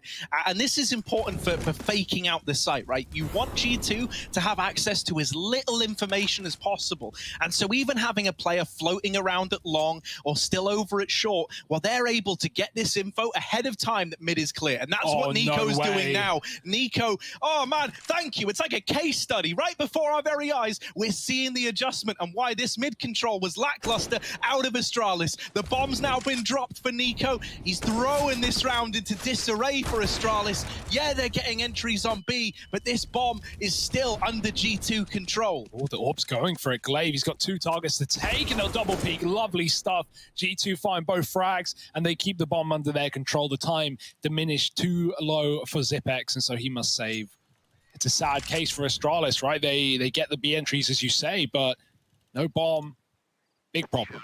Yeah, I really think Nico deserves so much praise for that round there. It's clear that he's aware, right? In attack pause like that, Astralis are going to be chatting about what's going on in these rounds. And why did they lose? Well, they lost because of these B stacks, because they run in to this padded out bomb site that they're not able to break apart. The solution to that is to force more players over towards A. And that's why G2 are playing this heavy A stack early. They're worried Astralis might just commit, might just go for an A rush. When that doesn't happen, Nico over at long goes, look, I know what I would do in this situation. I would feign this A control and I would late commit B. And he reads them like a book. He deserves all the credit for making that round happen for G2. Oh, and now he's starting to feel himself as well, pushing right down Banana. We've not had this control this half yet for G2. They've got it fully. Won't commit forever. Just wanted to take that space and give it up. Make Astralis fear that there are players close. They're going to have to use time and utility if they had it to clear close corners on Banana. And so now it's just left to Nex to jump. Swapped out. Nex has actually got the flash at least. That's why Nico's now jumping. He can call for utility when Astralis eventually do commit, and here they come, starting to move up with the pistols. Zip at the forefront with that rifle has to do the heavy lift. Yeah, Nico's managed to miss a bulk of these timings as to how close these players are. The flash goes out, and it's a little bit early. So Nico now decides, I don't want to fight this. I don't have the flashbang anymore. And they'll call for a rotation back over to B. He's not the only one that wants out, though. Bomb's already back up mid. Yeah, G2 seemingly have the read, though. Nico is still holding on to Banana, right? Once again, he's being very proactive in the information he's getting for G2. And so this means Amanek is floating at Speedway instead of committed to that B rotation. Only good for one, though. And now the B wrap is opened up to Astralis. 20 seconds as they start to make a move. And this bomb is over in CT. Now cut loose by Nico. And there's no time for Magisk. Surely not. 10 seconds and that bomb dropped on the Speedway is just out of reach of a plant. G2 tie this game up and they break apart this partial investment from the Danes. Yeah, this is a really nice recovery for G2. So many games that start like this with Astralis, 6-2 up T-side, looking really strong, chasing guns. They don't recover a lot of the time. We saw that case for VP as well just yesterday. So G2, hats off to them to managing to hold on in so many of these rounds. Somewhat inspired, I imagine, by that 1v2 from Hunter. That's when G2 started to warm back in and pick up rounds. And, it's rare to see Astralis lose so many of these rounds to time. It was the case on Nuke, the first map of this series, and now it is here as well on Inferno. Bit more common here, though. Push down Banana, and again, an opener for G2. It's not the AWP, it's the SMG to find the first. Magisk was alone, and the deep smoke keeps Bubsky back, as well as the nades. It's desperate now for Astralis. They're flashing themselves through smokes, and it's not going well for them. Yeah, they've thrown caution to the wind in this round, and wow, they're kind of learning their lesson. A mop-up over in top middle. The fast A play denied, and suddenly it's G2 in control of this first half. What a turnaround from where this was, right? All it took was that little 2v5 denial, the 1v2 clutch out of Hunter, and it's reinvigorated the G2 squad. It must feel nice as well, because now they're making the right reads, they're making the right decisions. They didn't have a read on the game in the beginning. Nexa constantly felt like he was getting outbrained by Glaive, whereas now he's right where he wants to be. He's rent-free in the head of Astralis.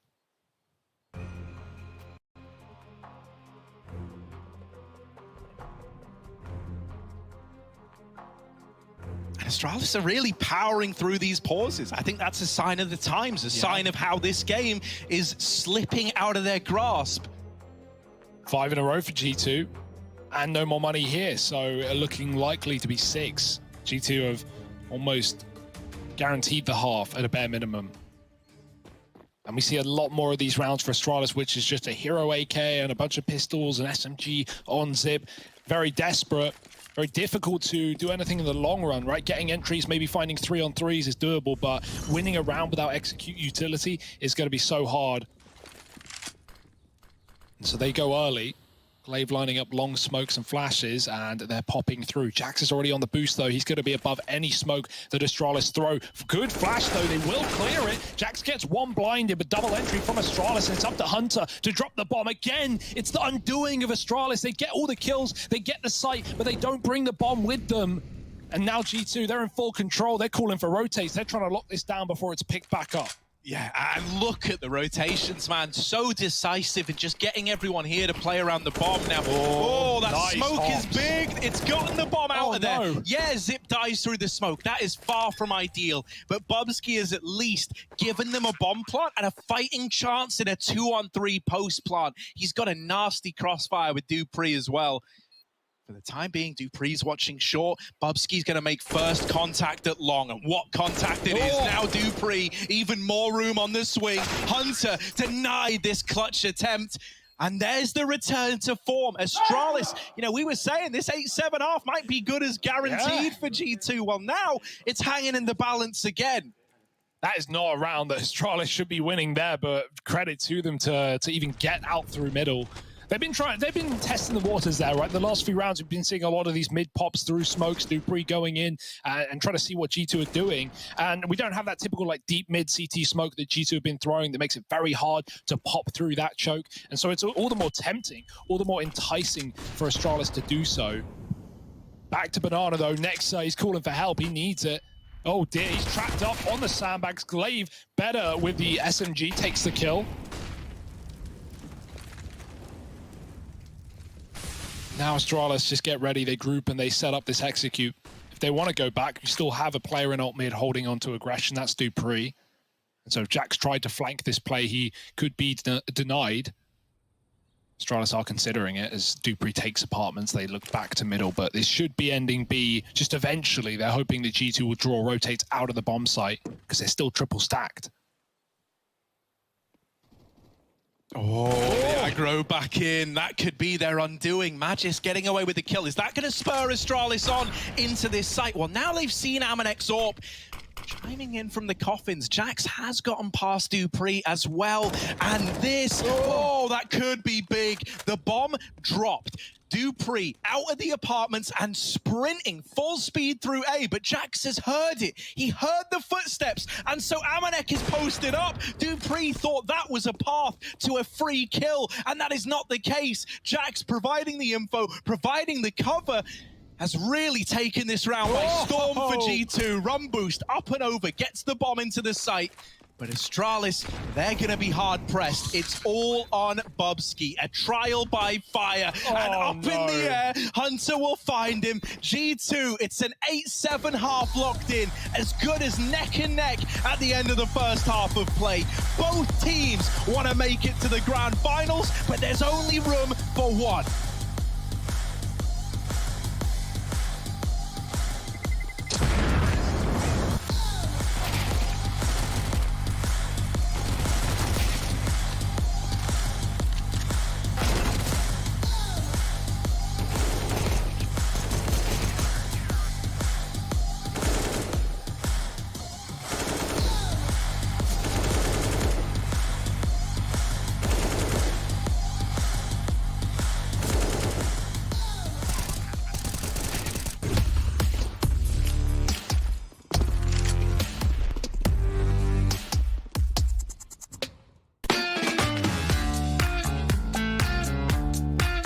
Future Pros. Today I wanted to show you an old strat that Fnatic still like to bring out from time to time. This execute is an alternative method to take the B side on Inferno, utilizing a wall of smokes. As with any great dish, executes, when you have the base locked down, you can start adding in other ingredients, grenades. To make this recipe, you will need 3 Future Pros, 3 smoke grenades, and some flashes. Future Pro number 1. You'll be throwing the close smoke for the wall of smokes. To throw the smoke, line up with the edge of this wall. Place your crosshair above the middle of the tree and right in the center of these 2 sets of wires. Then simply toss the smoke. Future Pro number 2. You'll be throwing the other smoke to complete the wall. To throw your smoke, get into this corner. Find this slight dip in the trees and aim ever so slightly above it. Then toss the smoke.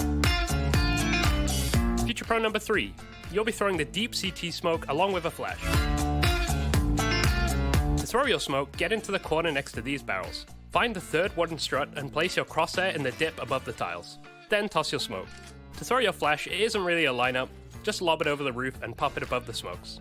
This should blind anyone on the site and also a player in CT. Now you have all the ingredients in place, it's time to think about your approach. The idea behind this strat is to cut off any site players and isolate the counter-terrorist player in CT spawn. Killing the CT player shouldn't be tough, unless you're playing against Scream. You can then wrap through ruins and split the site from 2 points. If you have the bomb, you might be able to get it down while the smokes are still up. JW is struggling a bit here, but I'm sure you guys can do it. Like with any great dish, feel free to add your own spices. Want to double nade CT as you push? Go for it. Want to throw a metric heck ton of flashes over the site? You can do that too. After all, you are the cool cat of your very own strat. And as always, enjoy.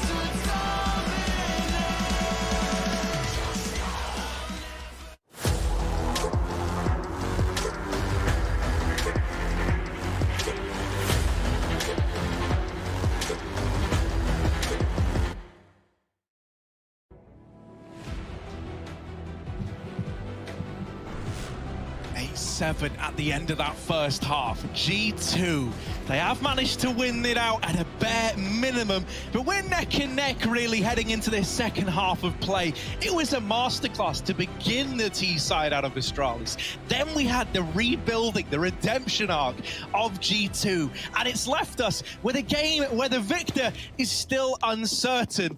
But there's only room for one. Pistol round underway, and G2 very measured from the get-go. Pressure is on. No one wants to be that first domino to fall. And so Astralis, they'll stack together side by side with a crossfire in middle, 4 players to risk. Zip has those nades at B at least. He's making good use of them. Nice damage early. He's even got a smoke to stall out, but in a pistol round, will G2 really respect the smoke? It's hard to say. Depends on the timing. Certainly look like they want to commit 5 players up banana, and the more time that goes on with no kit for Astralis, the more that they get nervous that this exact move is happening. Does Zip have the smoke in time? He's holding his gun right now. Nico going to go and probe mid. At least show some face before they commit, and that will only keep this stack here. And if he can get the info, that's even better. Oh my, Nico, little jiggle, little tap, spots a double hold on the short side, and now this might be reason enough to commit to the B play if you're G2. In they go. An immediate decision to set up for a retake out of Astralis, right? Not going to overface, not going to overshow their hand here. They're in a 5-on-4. The numbers lean their way, and Amanek is trying to change that up close with the Glock and a bit of support out of Jax. Suddenly, this is flipped on its head. This is a 3-on-3 that G2 could look to see through to the very end. Just making contact in ruins, the rest of Astralis out into the site, and they're getting whittled down. It's down to this 1v2, back of the site, Hunter all alone, taps out the first and delivers the second as well. Another clutch for Hunter, add it to the tally as he puts G2 up onto 9, and now they've got a golden chance to build upon this lead. Oh boy, that'll keep the blood pumping. Astralis not happy with that one at all. They were so prepared, so committed into that A setup. Never felt like it was going to happen, even with a 5-on-4 on the retake. Lack of kit, no time, and Hunter just makes magic happen. G2 on the board and starting to build. The half wasn't enough. They want the finals as well. It's a force up for Astralis. Nothing too shabby on the CT side of Inferno. We've got these smokes, Harry, and so Astralis can stall out the play as long as they're allowed to. Not using the smokes early, though. Even stalling the first one so that G2 don't know what your game plan is can be enough to whittle down the clock. Bubsky has all of the info down Banana. Yeah, an ideal world here for Astralis is if G2 play like passive in the early stages, if they don't give any of these fights early to bring out that utility, and you're left with all 5 of these smokes by, like, you know, under the minute mark, you're laughing, man. That's exactly what you wanted on the Astralis side. We finally have a bit of this utility going out now. You've got smoke still inside of this B site to try and slow it down. And so G2, the longer they wait, the more dangerous the smoke delay play on the Astralis side becomes. Oh. Long is always tempting, but those Deegs, damn, they can get you at any range. Amanek doesn't want to lose his life, and so it's down to the B commit through the smoke. The flashes don't do anything to Bubsky. In fact, Jax is the most blind of the pack, and he's still climbing over the top. Bubsky's doubled up with a scout. Amanek's here to cut off those A players, and another kill here could win the round, but Dupree has kept it up in the air. It's down to Jax in a clutch. Bubsky, doing the impossible with the scout, has found 3 kills, and Jax might clear out CT. He's walking the smoke. They're both moving up Banana. Oh, dearie me. Jax spotted. Now Bubsky can react as well. Jax has gone through, hunting the kill. He's got the first. Bomb for him as well. He's going to wrap back to the coffins. No kit, and the time is ticking for Astralis. Jax waiting for them to come to him. The tap on the bomb. Magisk is on it. He's sticking. It's a full 10-second. Dupree just trying to provide cover. Jax gets him off the bomb, but Magisk wins the fight, and I don't know if there's time. It's going to be a G2 round anyway. Jax with the 1v3 played it to perfection. 10 rounds for G2. And only shambles for Astralis. And I tell you what, man, while like in the early stages of that first half, it came down to like needing individuals to step up that just couldn't. Throughout the rest of the game, ever since that Hunter clutch put a bit of inspiration, a bit of fire in G2, it feels like everyone's had these moments where they've been able to step up, right? We've had Hunter clutching rounds left and right to find this scoreline. Jax with a 1v3 there. The individual brilliance outshining Astralis to build this 10-7 scoreline. Another bite. Ooh. Peek in with the Galil, the hero Galil, to try and get away with some damage. And a lot of damage done, right? A kill and Nico brought down low. Can't get that out. Yeah, they're now fighting for control of the weapon in bedroom. Disallowed the only gun in this round. And so you understand why Dupree's going back for it. Would have been nice if Magisk could survive, but double-faced in ult mid. Bubsky. Jax is making no noise, so there's no reason for Bubsky to react. Still does have a smoke for B. That enables the AAA setup, and that's exactly where G2 are walking. But I'm talking about this like it's doable for Astralis. Nothing suggests that just yet, but Dupree grabbing this gun later in the round. Are they ready for it? They know it's here, and they know it's one of the only, if not the only weapon. And so G2 don't decide to clear it. Instead, they just commit. Oh, this is still weird, though. They've skirted past the guy in bedroom. Dupree is in, like, prime position to get away with a lot now. Down into the pit. They deal with that guy. But this is where the wrap... Oh, there's Nexa to trade it. Nexa was surprised by that. The bomb's now been spotted, and there's still a player with the USP in the A-bomb site now. It is just Zip and the vanilla pistol. He's cancelled out, but Bubsky's been given a bit of time with this Deagle to get posted up on the short side. They saw him. Creeping on out, they know he's here. Molly forces him into the open, and it's a good response from G2. They get that info, they throw everything they've got at the problem until it's not a problem anymore. G2 are up onto 11. Now we've got the investment looming for Astralis. Yeah, and honestly, they're happy with that round, right? It may have been winnable. It always sucks to lose a 2v2 like that, but Astralis came into that round with nothing but the Galil and a bit of armor on Bubsky, and they make it happen. They make it close. Well, think about how that first half started for Astralis, right? They were able to chain together a lot of T-side rounds. That's what happens if you break the CT's money in their first rifle round. Now, G2, they were in their first half when that happened to them. They weren't feeling a tremendous amount of pressure, and they were able to recover. Astralis don't have that same level of room. They don't have that same level of comfortability, right? This first rifle round has to be a situation where they hit the ground running, or else they might not ever even leave the starting line in this second half. Yeah, so tech pause coming to an end, and this rifle round coming to a beginning. No orb for Glaive, and he's definitely had a slower one this map, at least 5 and 14. Often been at the forefront, often been the guy we're talking about pulling up insane clutches and AWP openers. Hunter again has forgotten to buy. It's a rifle round, Hunter. And there's no one with money to drop him. That's a bit awkward. Okay. He did that back on Dust too, but at least there was a gun in spawn. Yeah, Let's he's hope there going is. back. I didn't see one. Let's hope. Okay. If not, wait for your teammate to die and grab it. Yes, very cool. And oh, there's a Phew, MAC-10. phew. All right, Amanek, where are you? Come take this. I got a weapon. There you are, He's Amanek. actually coming as You well. left your gun in spawn, bud. You left your gun in spawn. No, okay, no.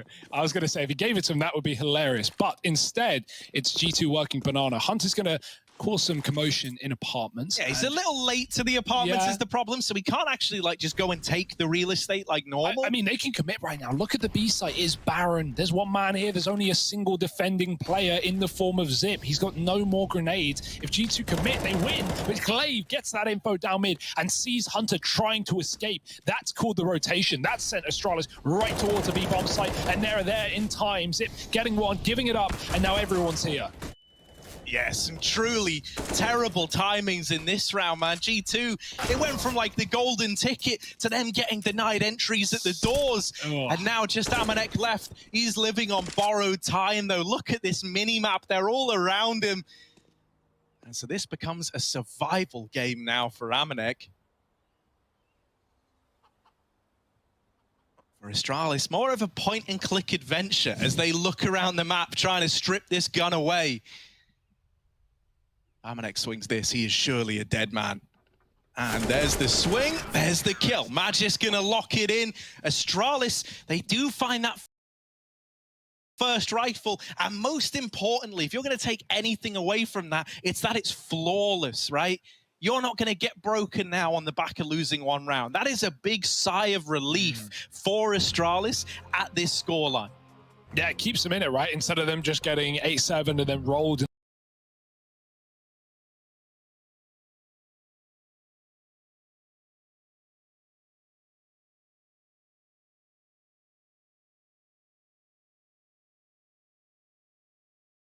Leaving in, you can call it a comeback if you want, but it's still very close. However, it will certainly start here. You talk about Astralis using all their pauses, while G2 are now in the same boat. None left for these boys, and no money either. So probably even talking about that next rifle round. Figuring out communication, you know, that sometimes, yeah, the gun drop doesn't really help, right? We saw it on Dust, it didn't make a difference. It certainly did there. Changed all the timings out of spawn. It delayed the B play that could have been a 4-on-1, really, if G2 were ready to go. And so don't get stressed, don't get ahead of yourself, because this game is not done, and you know Astralis are never going to let go. So a near full eco here in this round for G2. A chance for Astralis to get a little bit more warm.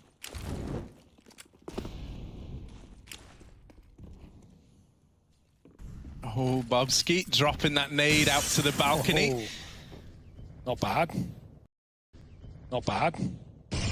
Oh, another one. That was the, was that the one that gets thrown over the top from short side? Yeah. That's a cool way of chaining those nades together, right? One after the other, so it's like immediate impact in the same little area. Lovely double nade setup. Especially against an eco as well. No armor, even more damage. I mean, it's huge for like a lot of reasons. You know, you've done so much damage to these pistols that you're not really worried anymore. You also get the info that at least at some point in this round, G2 were leaning into the apartments. And that's why we saw Astralis actually pull a fourth player over to A, just in case they were still planning to follow through with the apps hit. G2, rightfully a little bit shaken after the double nade, decide against going into the apartments. And so they're going to go meandering up Banana into Glaive's crosshair. Yeah, Deegs are needed here, but Nexus gone, and it's a mow down for Glaive. That will get you back in the game. He's had a slow start, but 4 kills in Banana, and an easy round for Astralis. 5 alive, definitely beneficial to the money as well as they try and pull this comeback in the second half. It's very close, the gap between the two. The G2 are coming in with their full buy. That was only Glocks and a bit of this and that.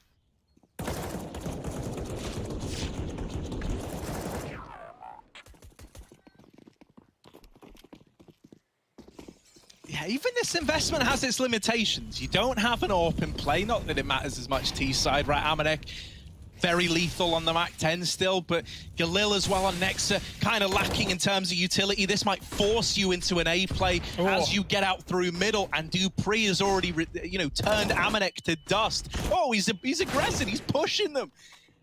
And this is all to make room for Glaive. They might discount this position now, and the nades are just brutal. That's 2 nade kills in this round, 1 flat-out nade kill in the round prior. And the utility is ruining G2. This is vintage Astralis that we're getting. And Bubsky's there to close the round out, 10-11. What was once a nice bit of breathing room between these two teams is now starting to feel a little claustrophobic indeed. Just won the difference between these squads. It's getting harrowing because you're not getting bomb plants, so you're just trading by eco right now if you're G2, and that's giving Astralis all the room they need, right? The score 1 away. And this is that one. It's another eco. P250s and Deegs. Back to business. And Dupree, I'm liking the aggression. I'm liking the confidence pushed down middle yet again, looking for that info. We'll give it up pretty early. We had a heavy B setup to enable some utility, but they've already decided to leave and pad that A site out. Very quiet in Banana. Zip seems fine to hold it down solo. Oh, okay, and that's one way to start a round. Bomb dropped in the choke. Amanek just shot through a full smoke. Back to B they go. I love how when Astralis don't see anything at B, they're very willing to 4-man stack A and play this timing role on Glaive, right? Yeah, because he's now coming back around to reinforce this B hold. I think that's actually part of the reason G2 leave mid. They were so set on A, they see Glaive in the kill feed, and they go, well, that's a B player, let's go right back into that bomb site. But as you said, he is already here. Yeah, he's keeping it very, very fluid, very, very mobile, and it's keeping G2 guessing as to what the layout of this Astralis CT side is. Now a 3rd man has reinforced the B hold. Glaive has seemingly got the number of G2 again. The perfect call at the perfect time. And with no CT smoke to go down, you're peeking this angle dry into a double hold. Yeah, flash over the top, and here they come, but no smoke for CT. It's going to be a bloodbath. Everyone dying, and mostly G2. 1 kill is all they can muster in that round, but that was never meant to be with that investment. 11-all, and G2, I mean, this is where you'd love a pause. This is where you'd love a break to discuss things. That being said, they've had ecos. They've definitely stopped and run the existence style chatting in the T apartments in some of these Glock rounds. And so G2 need their best gun round yet in this one. Otherwise, Astralis is just going to keep building. Why wouldn't they? The money's maxing out. We've got 10K nearly on players. So G2, it's now or never. Yeah, and you rarely see CT sides in this position. The confidence is brimming for Astralis, and maybe they'll get punished for that. Hunter with a double kill. Yeah, they've been giving us a lot of fights, so I'm just going to try and put some respect on our name. A double kill has really served to make matters awkward in this round for Astralis. Relying on a big individual moment or the right read to get made. Glaive could be the man responsible for both of those things now, as he's holding on to Banana and refusing to let go. He's brought it back into even odds. This was a 5-on-3, remember? And now you're looking at this and you're almost thinking Astralis are destined to close it out. Oh no, Amanek, he catches Bubsky, dropping nades out the pit side. Now they can react, now they can quickly take this site before the rotator here. Nexus got the bomb outside B, and so this is a bit awkward. He doesn't want to cross over Banana. He knows that Glaive was fighting deep earlier. He's scared of a push. G2 go quiet. They don't know where these CTs are, and they're grouping up on long. The info's about to be gained. Amanek drops the molly. Glaive, he knows he's got a gap and he peeks right through it. He can maybe catch these players walking down middle. Oh no, the backstab. Even though Amanek turns, Glaive gets it, and he seems to know about Hunter as well. I don't know how the hell. Nexa running up middle, forgetting that B-bomb site, and Zip is in the right place at the right time. Yeah, coming back into library. Oh, no. Hunter's going to hear the footsteps already set up in the site. Zip is a dead man walking, and there it is. 12 on the board for G2. They do manage to get that over the line, but there were a lot of hardships along the way. It's not comfortable, it's not clean, but it is around, and that's what you've got to hold on to if you're G2 here. Yeah, really nice shots from Hunter. He's the one who began it as well. Like, that was a 5-on-3 out of the gate. G2 should just be winning it clean off of that alone. Even though they can't react and like Rush A, they're so far away from it. They just take so many 1v1s in Banana. They almost give that round back to Glaive. 3 kills from the in-game leader, but not enough to save Astralis. dupree's now got the AWP, and he's taken a deep shot. We've not seen these T-side AWPs here for G2. Not a problem. Not like the CT AWPs have been wrecking them too much anyway. Oh dear, that molly's going to force Jack somewhere. He tries to go back into his teammates, so instead it's forward into the flash, and they find Glaive blinded on the car. Zip trying to escape in time. Is getting hounded down, and he can't live to tell the tale. Double entry from Jax, and B belongs to G2. Yeah, this might just have to be a save on the numbers alone. You've got Bubsky and dupreeh here. You may as well see if they can find something. And Bubsky running the smoke is good for one. Leg out of dupreeh. But it's not the killing blow, and so that's not going to entice Astralis in. Given more chances, but more shots missing. And so this might just be a decision to back out. Now you're aware of the lurk from Hunter as well. Saving the AWP is not even a guarantee. Yeah, and Hunter's not even moving much as well. He's waiting for the kill to come to him. He knows B's on lock. dupreeh's trying to stay silent. Can't scope up now. Can't run. And Hunter's walking right his way. dupreeh needs to be very quick on this. And he scopes up, but he doesn't hit it. And now, the flick. Another leg for dupreeh. He's had them 2 this round, and he can't convert either kill. 13-11. G2 with a dominant round. The double entry from Jackson to B. And it's starting to slip through the fingers of Astralis. Their final pause left in this series now. And at least they have the money. That is the only thing in the back pocket of Astralis. Huge round out of Jax, man. I love that he just goes, no, I'm capitalizing on this momentum, right? He blindsides the first man, and then he just runs down Zip in the B site. It takes some balls, it takes some confidence, and it's that decision that gets G2 into this lead. Astralis are feeling stressed. You can see the sweat piling up on the foreheads of Glaive and Zip. Pressure's on now.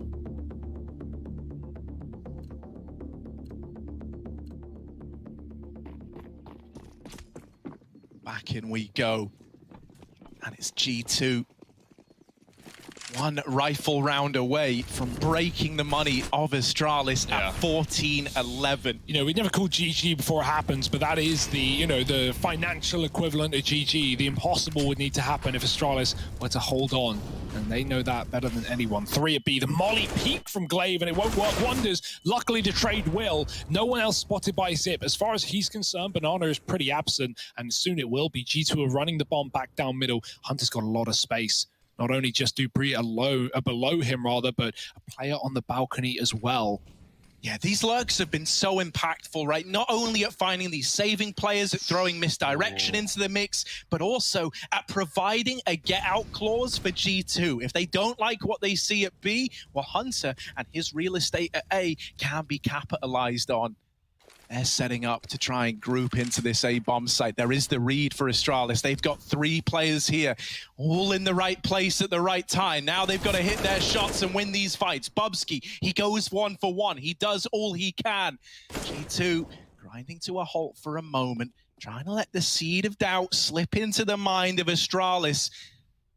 They've signed up to play mind games all right. And this silence is only making you more and more worried on the Astralis side. Have you read this wrong?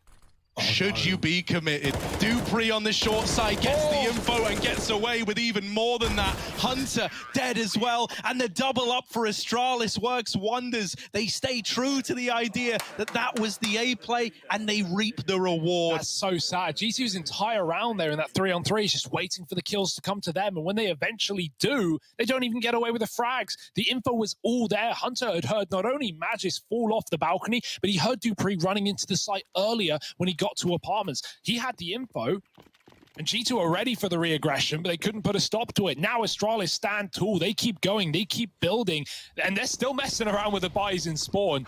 Finally swapping things over, and luckily G2 are not going for a steadfast round. Instead, they're taking apartments, boosting up. No nades to stop them. Astralis triple P, but not for long. Bubsky's already moving back. Some Molotovs by a few seconds here, which could make all the difference. G2 looking like they want to go quick. Yeah, an explosion into this A bomb site, a change of pace may be in order. Actually, they dump all this utility in, but it's not an A commitment. They try to split mid to B, and losing Jax early might have given away this this game plan, right? You're already seeing Astralis back up, moving towards the B site. They've got Amanek trapped on a limb out at long, and they're denying him this control. Glaive. That kill from Glaive is massive. Now he's freed up to go back to B to help Zip out in this position. Zip doesn't need your help though, Glaive. He's taking care of this B rush, and there it is, 13 all. Astralis 4 alive at the end of that round there. And once more, they've broken the G2 bank accounts. Talk about a back and forth game. You can see Bubsky doesn't want to get ahead of himself, get too excited, but a little glimmer of a smile on his face there. He knows the impact of that round alone. Astralis now no longer on the back foot, but in control of the semi-final right now. And oh, it's so attainable. It's never been more attainable. 3 rounds away, and the first one gifted to them on a silver platter. Time to lift up the lid and see what's under that rock. Just beetles and deagles. Not a lot here for G2. One smoke. They're spread out, they're looking for picks, but Astralis have not made the mistake of giving away any openers in this CT side. Think about that. They've forced commitments out of G2 in these rounds. They're giving away the mid control, and this is no exception. You want mid, you can have it. We're not going to over-rotate. Our B anchors are excellent. Zip and Glaive have been so good at keeping that site on lock, as much as Jax was in the first half.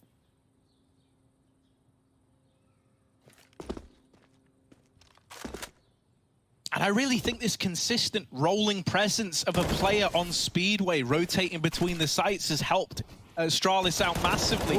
It's made possible. Okay. That's random. Oh, Glaive was running and shooting and taking heads off. It's just Amanek, man. Everything is suddenly turning against G2. They know he's here as well. Magis saw his feet just slipping by. And Dupree, here it is, waits patiently, and it's rewarded. 14 now with Astralis. They're the ones in the lead. The best they've managed so far was tying this game up at 11-11. Now it's them in pole position. Yeah, what a roller coaster this has been, right? From a strong start to Astralis to G2 recovering super well in their first half, and then they even win it out, right? You're thinking it's going so well, a pistol, a conversion, it's all falling apart for Astralis. They're silent, and then their second win comes in, and the LAN experience shows through. 14-13, and this is where it all comes down to, the final buy round, the final full buy for both sides. And mate, talk about experience. Guys like Glaive are exemplifying that. His cooling has only gotten better as this series has gotten closer. He also had a slow start, as you pointed out. He's now second on the board for Astralis. Crazy. He has risen up through the ranks, and he's trying to get them to this grand final, even if he's got to do it himself. A lot of damage done by Glaive on that peak over the half wall. And it's a little bit of information going the way of Astralis. It's banana control hanging in the balance. Yeah, just to put numbers on it, Glaive had 5 kills to start this half as well. He's now at 21. That's kind of obscene. 5-on-4, kill taken from Amanek. He does drop Dupree in middle, getting into the action, but taking a lot of damage, RG2. Again, we have this lurk in apartments. Hunter just keeping up the pressure, but smoked off right now, can't do anything. G2, they just want to commit. Wherever they go, whatever they do it together, do it in numbers. Make sure you can trade. Astralis are spread thinly right now. 3 on the B bomb site, and alone is Zip on A, or Magiska on A. And so wherever G2 go, They're expecting a 2-2 here. The read for Astralis is looking wrong right now. 30 seconds. Magisk needs a multi-kill or Astralis are done for. Yeah, Magisk, you've got to do the impossible here, mate. Oh! Here's the footsteps, and Magisk, impossibilities are his middle name. A double in the round, and now Astralis has spurred on to give this retake a go. Look at the health. It's Nico and it's Hunter. It's the two cousins left alive for G2. Hunter said his goal was to be on a team with Nico, to play alongside his family. Well, now he's got to keep the hopes and dreams of G2 alive with the man in question. Waiting in the pit, waiting for the smokes to fade are Astralis. And then when the strike comes, it will be decisive and it will be fast. Here's the peek out of apartments. Hunter spotted, dancing around. Nico not known about yet. And the kills come in for Nico and Hunter. That's why they've got these guys in G2. That's why they want to be together, because they give us rounds like that. 14-14, and the hope is still very much alive for the G2 squad. Retakes maybe hard, but they're not supposed to be that difficult. That is dirty from Nico. Headshot angles, and of course he's hitting every single little bullet. Magis, he does everything he can there with that double kill, denying the Apps players a solo player on that site, but G2 still hang on by a thread. 14-all, that is not a round that you want to lose if you're Astralis. The man up on the retake with 30 health combined. That round could decide the outcome of the game. Like, if we're left looking at this and these are the margins we're splitting, it's little clutches like that that can make all the damn difference. Yeah, no decisiveness now. OT, 16-14, who knows? It's up in the air, and G2, they're about to fly high right through the apartments with a flash play. Lovely entries, and there's nothing dupreeh can do but one. G2 on the site with the plant, the middle finger in the face of Astralis as they destroy their economy in round 30. And man, if this hasn't been a story of big hero plays for G2 right when it matters to spur the squad on, I don't know what would be. You know, that first half was dire for G2 up until Hunter wins that 1v2 clutch. From then on in, he goes on to give us another clutch, more rounds stack up for G2, and then him and Nico win that 2-on-3 to find what is now a 15-round scoreline for G2 in the long run. Yeah, after Astralis did so well to hold on as well, they now got to hold on to their guns. 2v4 in the chase. Look at this executing to B. It's only Zip, he's blinded, and Nico gets both. 15-14, no guns kept on, no money here for Astralis. They cannot buy a rifle with armor. Not an M4 at least.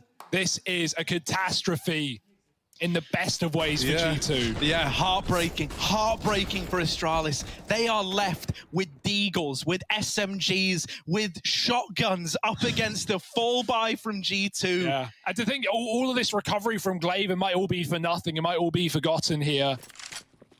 Felt like Astralis were already out of it near the start of the half, but here we go. It's come the full circle, the full 30, maybe more if Astralis can do something dirty. But I can't say the odds are in their favor. Yeah, this is G2's chance, right? This is the golden moment. The next minute and 30 is the hardest that you are going to focus in the entirety of this series. Nico has been instrumental in these last few rounds. And what a time for him to step up, right? For this guy, it felt like he was always destined for greatness, but always left as the bridesmaid, never the bride. Well, this round, he's opened it up once more, besting Glaive, and now a path carved over towards this B site. Even if you don't take the opportunity to hit B now, you know you're disrupting the Astralis game plan. You know you're shifting rotations. And at this scoreline, in round 30, with no money, all the pressure is on your opponent. Yeah, smokes are in, but there's no commitment. They go quiet. In doing so, Astralis, they have pulled all their bodies but one into this bomb site. So the stack is here, and G2 are going to meet them right in the middle, charging through the double molly, burns out Zip. Bubsky gets one, but he has to fall off the boost. They're going to go through. Astralis chasing, but they can't get the kills. Bubsky traded after one, and it's only Magisk on the wrong side of the map. It might be coming to its natural conclusion. It might be a grand final spot for G2. It's only Magisk in the way of that. Yeah, 1-on-3, and Oh, you're left thinking, if only some of these clutches hadn't have eluded Astralis, would this be the scoreline? Magisk is cut down, and there it is. G2 go into the grand finals of IEM Cologne.